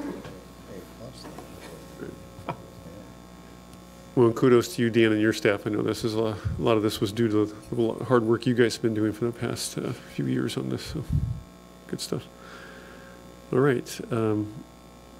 Any other items under F&A? I think I cleaned up loose ends there. No further report. Public Safety Committee, Agenda Bill 18078, Memorandum of Understanding between the City of Snoqualmie and the Snoqualmie Police Association regarding police detective positions. So, Thought I'd bring up a little. You found a detective, finally, Chief. I'm bringing backup. It's my third try at this, so. you want me to read it? He's going to use whatever he can to get this approved finally. I knew it was going to be hard. That's why I brought him up here with me. Do I need to read it? I should read it right? Yeah, I'm sorry. Yes, Okay. thank you. Okay, in November 2016, Snoqualmie citizens approved a public safety levy for 2 full-time Snoqualmie police detectives. The city and the Snoqualmie Police Association have bargained regarding establishing a detective assignment and have set forth conditions regarding the detective position in the proposed memorandum of understanding. Move to approve the memorandum of understanding between the City of Snoqualmie and the Snoqualmie Police Association and authority to the mayor to sign. Second. Motion is second to approve Agenda Bill 18078 as stated by Councilmember Ross. Sorry, Chief, but I would preempt our new protocol. Is there anybody from the public that would like to comment on this item prior to action? Jack, you're with the Chiefs. You're not with the public on this one. You're his left-hand man. All right, so seeing no one move forward, any discussion, council, or Chief, why don't you go ahead and... Hopefully it'd be real brief. I just wanted to note the amendment, if you could pull up the attachment that was made, that your request from the last council meeting regarding replacing the word employee with detective in 6.1.1. And as you can see in 6.1.1, the next page. Up. It does reflect detective instead of employee, so it is specific to that position. All right, Councilmember Ross? So the MOU is the last phase of implementing a police investigations unit. So we're excited that once we pass this, we'll be meeting our 2 detectives in the near future. And right. If this is successful, then I'll be introducing our 2 detectives at our next council meeting. Great. So they're just minor changes. Correct. Great. There's no further discussion. All those in favor? Aye. Aye. Opposed? Motion carries unanimously. Jack, thank you for your help and testimony. Yeah. So that's the backup you need for a unanimous council vote. That's right. Yeah, yeah, actually, that does deserve applause. It's the chief finally got that done. That's been a long time in coming, so it's good to get done. Any other report for Public Safety Committee? Yes, I do. So we had a meeting with Falls City. Chief Carrera, Public Safety Committee, Mayor Larson, and City Administrator Larson met with Falls City Fire Department commissioners on Wednesday, July 11th. And we wanted to discuss the consolidation options between Falls City and Snoqualmie. And it was the beginning of our conversations. We talked about, what are the important things to them, such as financial stability, community-centered staffing, and local leadership involvement. But they've already announced that they will be adding this, not us, they will be adding the King 10 Eastside Fire and Rescue to the ballot as a placeholder while they continue talks with Snoqualmie. So tomorrow night there's actually a open house or town hall meeting at Falls City to review all the different options. And so Chief Carrera is planning to be there to answer any questions that I'm also attending. Thank you, Councilman Ross. All right, with that, we'll move on to Committee of the Whole. We do have one item, I've got listed for Committee of the Whole, and that's a discussion item regarding removing the council from emails on special events. Councilmember Lissay, you had requested to discuss this. Do you want to cue it up?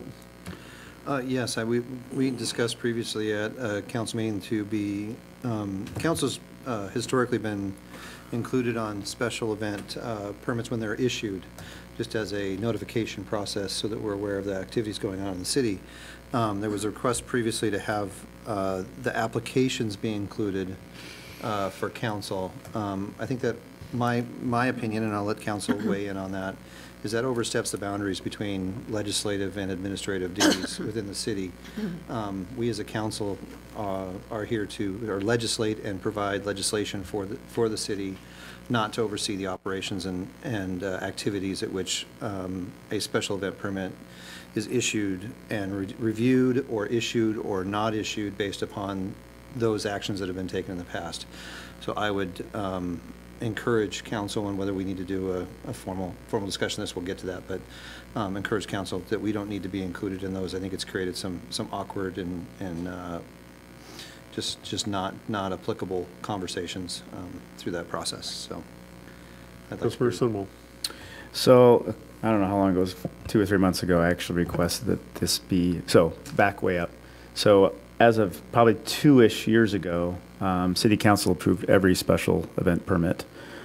Prior to me joining council, that was changed, right, Brian?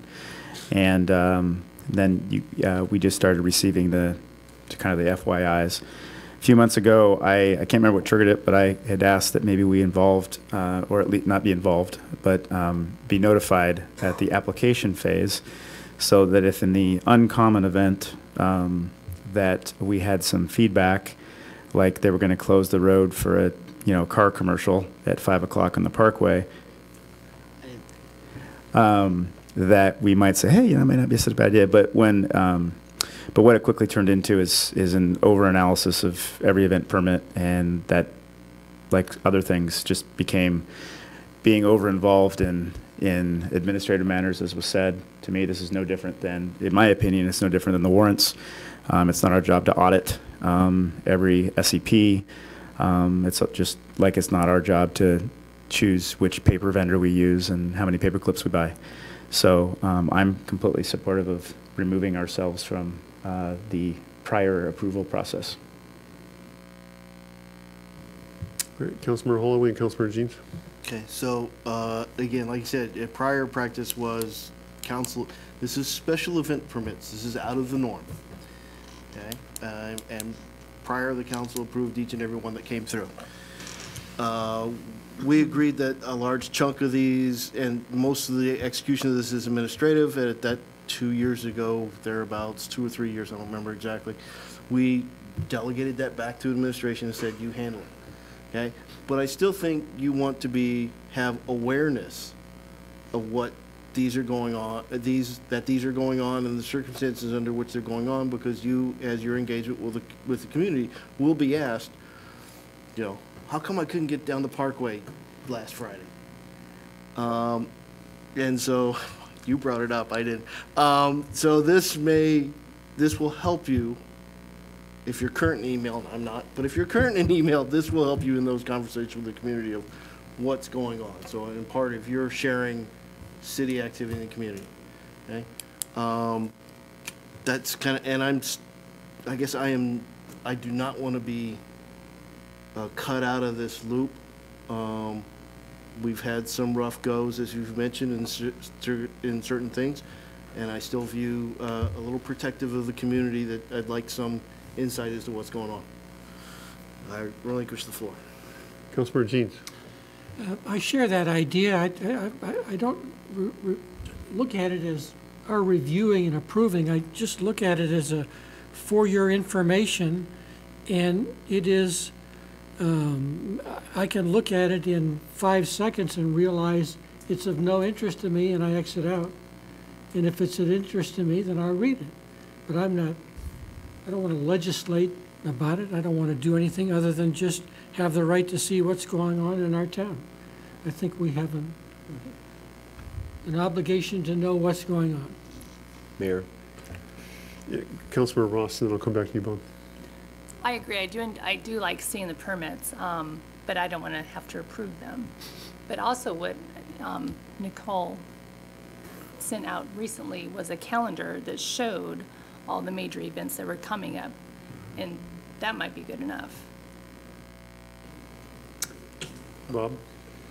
Mayor and Council, I was going to suggest maybe there's a means and methods that we could satisfy the council's interest in what's going on without giving you a copy of each of the permits in their entirety. For instance, the facing sheet gives a lot of information, or we could go to a different route perhaps, and I could work with or ask Nicole to look at some type of form of who, what, where, when, and why, what type of event it is, and if there's any road closures included, to put that in there. We could give you a summary at least of those events. It wouldn't take much at all to do that.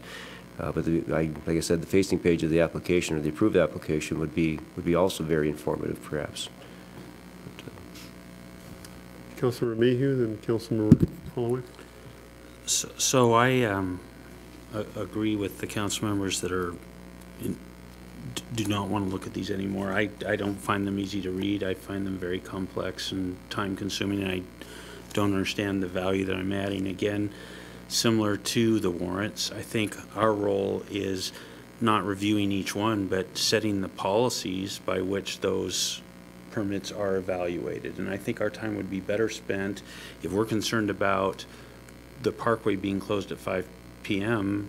on a Friday. I think we'd be better spent focusing on things like tell us, well, maybe legislating don't do that, or perhaps legislating that certain categories of things like road closures need our approval, but other than that, let staff handle it. Mm-hmm. I think we'd be better focused at that level. And, you know, some of the concerns I hear from citizens about road closures that impact their businesses and concerns they have about whether the concerns of affected businesses when there is a road closure have been considered.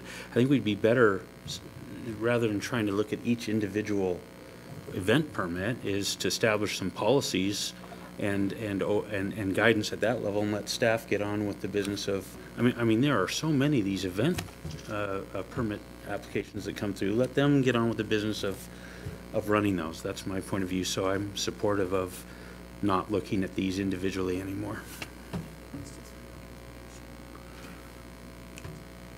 Councilmember Holloway. So I think you have the option of not looking at these by managing your inbox.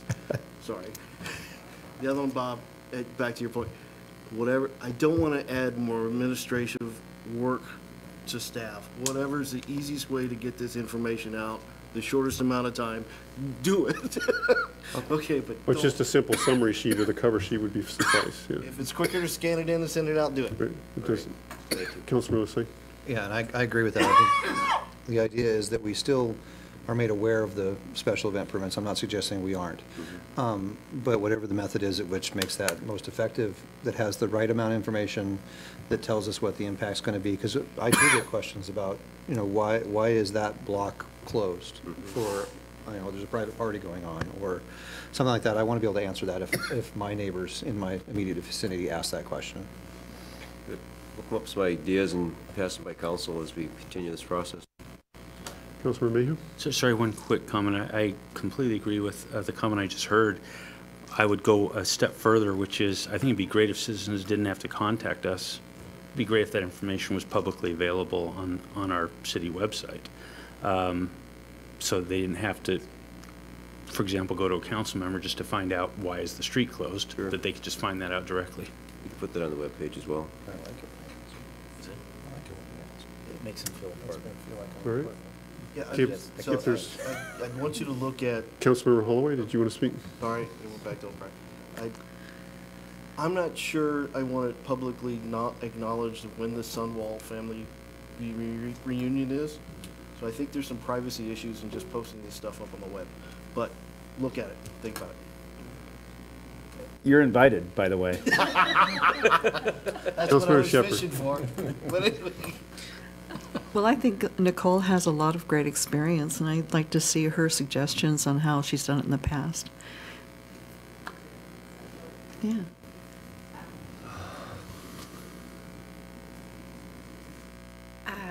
This process is one that I've already made some slight process improvements to it, and I think that there needs to continue to be some process improvements, particularly regarding communication.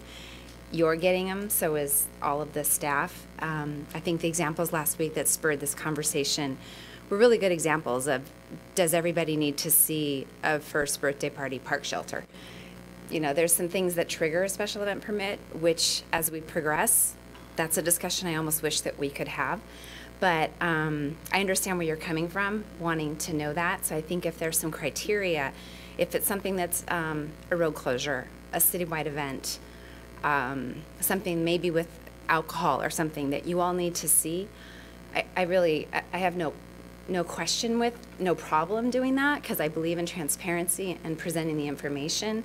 Sometimes it is frustrating to be, and I'll be honest, but to be questioned on things, because we're asking questions for things that really are not even our business for the person who's the applicant. So that can be challenging for me, whether we answer that or we don't answer that. I also agree with you with privacy, that document that I've created that lists all of the different events. I'm not sure that that is something that all the citizens need to see, that this is a private event at this shelter and they're celebrating their first birthday party or so-and-so's 40th birthday party. So I think that we can come to some sort of agreement on what you want to see, and maybe it is those key points, road closures, citywide events, and I'm happy to CC you guys as a courtesy, and you can chime in if you have an issue with it, and then I don't know how you want to handle it for those that you're not seeing before, then when they're approved, if you get them all, or if you just get the printout that I'm doing of the calendar. I don't know. Thoughts? I'm wondering, it could probably go to CDC. This probably sits in my committee just because a lot of it's obviously oftentimes using parks or it's closing roads. It's community development. You think? Yeah. Well, because I was going to suggest we could take this up in my committee, but if you think it belongs in Bob's committee, I don't care. Believe me, we have stuff to do. But take up the SEP process. What types of things should be made? Just I think a refresh on the process might be helpful.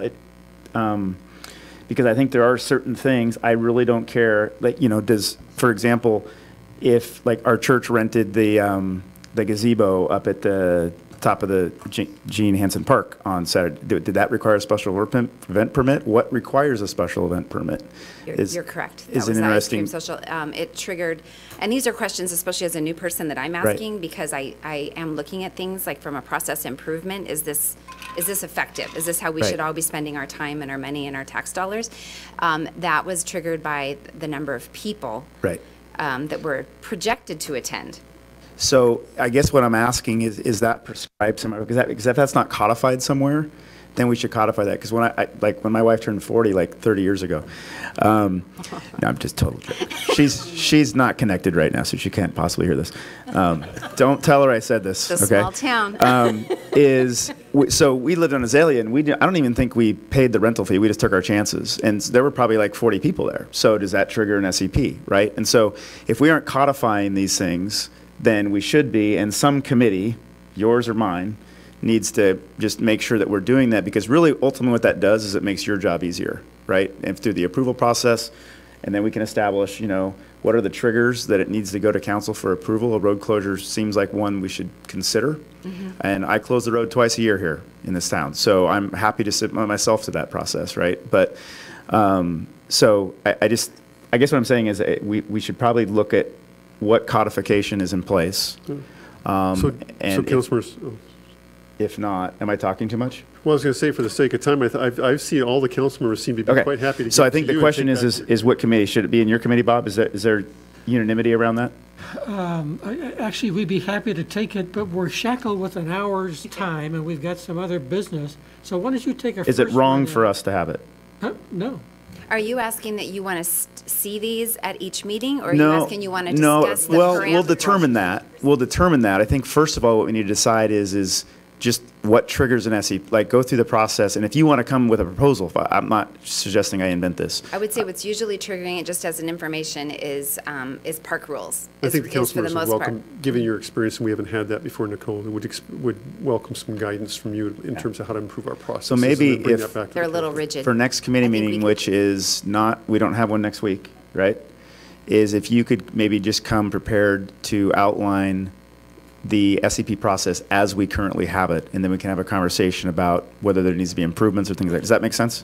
Or outline improvements that you see are needed. Yeah, so Dan, maybe you can add that to the agenda for parks next time. We have a week off, but thank you. I didn't see you had their hand up first, Councilman O'Sullivan Mayhew.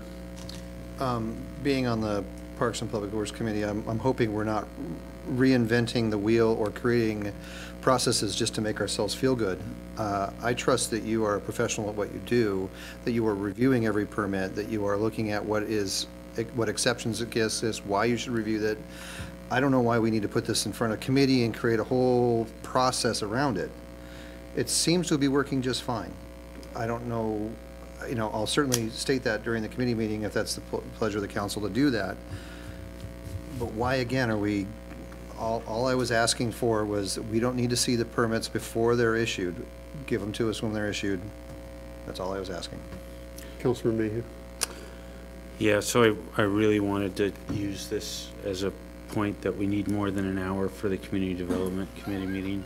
We really, really, really need more than an hour. You got to talk to your committee chairman. That's not my I've issue. talked to everybody till I'm blue in the face. I'm just, please, if there's anyone out that can help, we just need more than an hour. The committee chair has the authority to set the time. And I would just say, well, evidently its facilities are not letting us have anyway, I don't think its committee chair would be happy, I think. But just the thing, my suspicion is that the more concerning special event permits are those that are not in the parks. I don't think that's where the friction's coming. I think it's those that are closing down streets, and that's why I think the comment was that's more of a community development committee. And I'd like to see that discussion kind of integrated with, so in my mind, if we're going to shut down a street, the question I'm asking, well, what economic development goal is that tying into? Kind of what's the bigger picture that's going on here? So I don't really care what committee looks at it, as long as we're not just thinking of it as a parks issue. I don't think that's where the issue is. I'm happy to see it. Nicole has made a wonderful offer that, let's see if we can improve the process. And it doesn't matter whether the meeting starts with a Parks group or the meeting starts with CDC. Either committee is receptive to doing it. Let's just have a roundtable discussion about what would be a better process. That makes sense to me. Consistent with that is, yeah, let's stop sending the notices of all the events to us. Right. Any further discussion, Council? Okay. Councilor Holloway. somebody's from staff work with the Community Development Committee to look at additional times and facilities that would support their meeting and give them time for more. We have a 2-week cycle. Somewhere in that 2-week cycle, there's got to be a couple of hours that they can have a room. Making the room available is the easy part. It's really up to the committees when they want to meet. They seem to be cycling on everything's on Monday, 4 o'clock, 5 o'clock, 6 o'clock, 7 o'clock. So unless somebody wants to give up half hour of their time or you want to start earlier, there's no way to fit this in on Monday night. I remind the council the last time we looked at it, one thing that hasn't mentioned, the staff support for the CD committee is the same as the planning commission. So if you're looking at Monday night, staff has 2 meetings to go to, as does a council member. Mark, we've already looked at other nights. As a suggestion, could the planning commission meeting be moved to 7:30? We could. I'd be glad to look at it again. We did this 3 months ago, and the answer was no. Okay.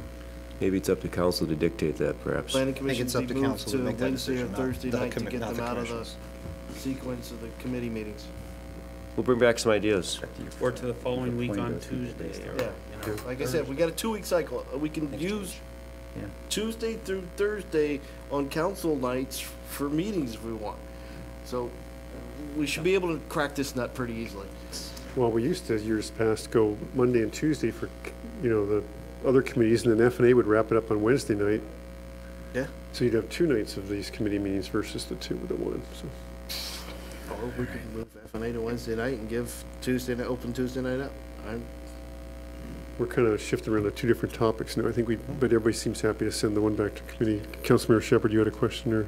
Yeah, I know that we aren't opening this up to people here in the audience, but it would be nice to figure out a way that we can include them in the discussion of what that process is for looking at the events, making everybody aware and having some input. All right, if there's no further discussion on this item, then we're going to, any other items? We have bond training. Who is going to do a comment on bond training? That was a real quick one. In F&A, we had training in regards to bond securities and disclosures. Disclosure rules. I wanted some awareness amongst the committee, just not the F&A members, so I asked that training be attached and is available for your preview. I recommend, if you weren't there at the F&A, go ahead and go through that material and familiarize yourself of disclosure requirements or restrictions as we get into the bond activity. And that was the extent of it, Matt. Okay. Did you have something else to add, Bob? All right. Were there any items for committee of the whole that I missed? I mean, we can't just add them on if they weren't approved at the beginning. Councilmember Shepherd? I wanted to talk about something that came up this week for, in my Crestview Loop, I just became aware that we have aphids that are attacking trees, and I understand that this has been going on for a very long time, and I don't know if Dan can speak to the challenge of controlling the aphids. Yeah, there's quite a few neighborhoods that have that issue. They spit all over the cars. Yeah. Ours is really bad too. All right, so Phil's out of the country for the next 3 weeks. He'll be back August 13th, but he still responds to email. So we have 800 to 1,000 trees in town that have the aphid issue. He said some of the treatments are test products that are compatible with honeybees and lindens. Obstacles totaling for the problem of cost treatments, $6 to $10 per tree plus the high number, as I said, 800 to 1,000. Need to protect the honeybees from the pesticide interactions.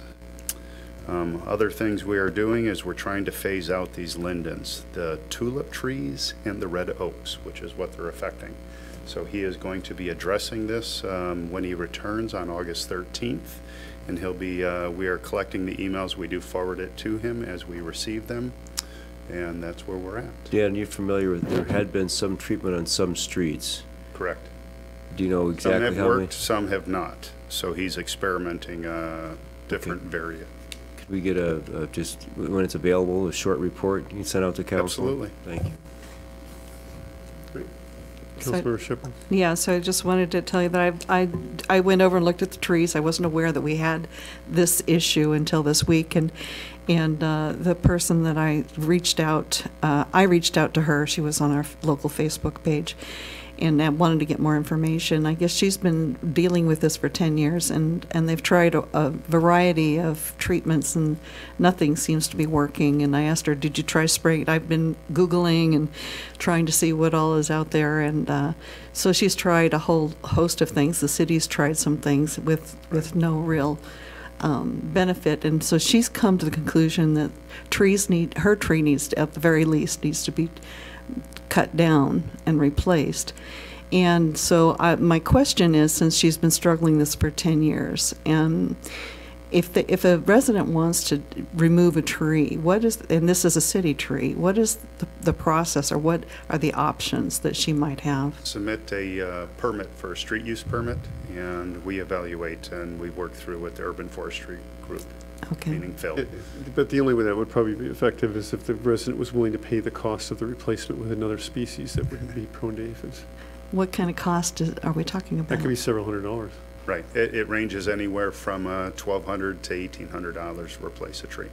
Okay. And we have the new SR2 standards we do follow with the drainage system, so we don't lose the tree after it's been installed. Well, to be clear, that depends on where the location is, because if it's like an SR1, it usually requires some significant soil amendments in terms of digging out a large chunk of soils and replacing that with good soils over what could be a 15-foot, 20-foot area. Yeah, and this is actually 13 trees that were planted on both sides of the streets, and the aphids are pretty bad. And if you look at on the, the top of the loop of Crestview Loop on the inside, 2 trees have been replaced. Phil is working with one of the homeowners there and trying to see what's going to work for that area. 1 tree failed, 1 is doing semi-okay. So he is trying to figure out a solution to the problem on Crestview Loop. If you'd like another place to experiment, our neighborhood's the same way. It's been that way for years. There's almost 1,000 trees, so we know there are I've got 2 quite in a front few. of my house if you want to have And Douglas, and I mean, they're spread out all over. That's where we're at, so yeah, it's terrible down there. Just write that check for $3,600, Matt, and you're all set. No, I'm saying I'm volunteering the trees to have at it, Dr. Jekyll and Mr. Hyde. Oh, to Go experiment ahead. on spraying them, yeah. If he wants to experiment with some sprays, go ahead. Yeah. Phil's been working with UW professor and group too, so he's trying to do everything he can. Ladybugs. See what he can do. It's Millions of ladybugs. It's one of the big comments I get from neighbors that are new to the community and moving in, and then, especially this time of year, because now they're parking under the trees, and then they come out in the morning and they're completely shocked at how much goo comes off of those trees. That was probably one of That's a technical word. one of the top 5 items when I knocked on doors campaigning was the aphids in some of those neighborhoods. Yeah, it's pretty bad there. All right. So we're just past 9 o'clock, folks. We had a chance to end at that. Any other items to discuss, or are we ready to wrap up? Just maybe for a future, what are these called? Council meetings.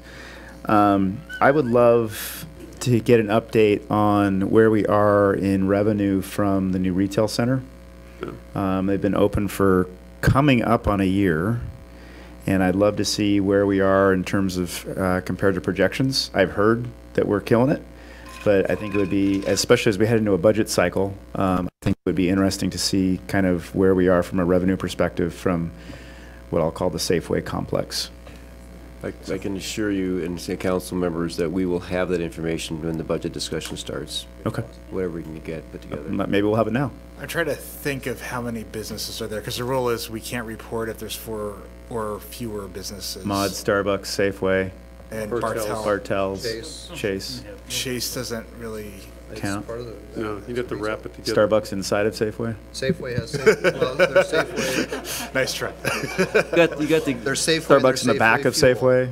Safeway and Safeway Fuel are He's 2 not different asking you to operating shoot from structures. You can check with them to confirm That is true. Mayor, Yes. we'll do an aggregate. We But don't have to Safeway Fuel define it does by not the. report sales tax to the city. Okay. We can do an aggregate. We can do an aggregate Percentages, of the area. Okay.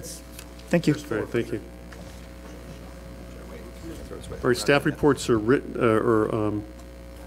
they're not written in the next, so at this time, any staff reports, Jody? Who else we got? Chief, sorry to interrupt. Any report? You're just happy about the detective sting. Nicole, do you have anything else you want to add? Mark? Joan? Dan? Robert? Chief? Bob? No, Mayor. Bob? All right, I don't know if there's any other announcements before we conclude? All right. Jack, if you could stand, please, and come forward once again, one last time. I'm going to put you on the spot. You've been brave, you've been patient. It's not the first time. I'm the SPL, so I do all the announcements. You do what? I'm the SPL, so I do all the announcements and stuff, so it's not necessarily that thing to do. Oh, cool. Jack, I'm a merit badge counselor for all 3 citizenship merit badges, so let me know if you need help with that, okay? Thank you. So you don't have to sugarcoat it when you talk to your friends or others. A lot of this is just painful and boring stuff, right? Clearly. Yeah, it can be though, but that's the point of it is that's the difference between being a consumer or a citizen. A consumer just always seeks out the things like going to movies or playing video games. It's all fun and kind of satiates you. Citizens is a harder job. This is pretty typical. This is messy stuff. It's just hard stuff to listen to each other and have to work through these problems, and it's not always pretty to look at. But this is what it takes to make a lot of good stuff you see out there happen. And if you hang around long enough, there's some pretty special moments when we get some big item like a skate park or whatever approved too. So I appreciate your patience here, but don't be dissuaded about the boring, painful aspects of this, because it's kind of the necessity of citizenship. And I think it was cool that you came tonight. We're all proud of you and pleased that you came. So thank you. Any questions or comments before you head out of here? Not currently. All right, very good. Thank you. All right, with that, there would be no further business to come before the council. Entertain a motion to adjourn. Okay. Motion, second? Second. All right, all those in favor? Aye. Opposed? Motion's carried.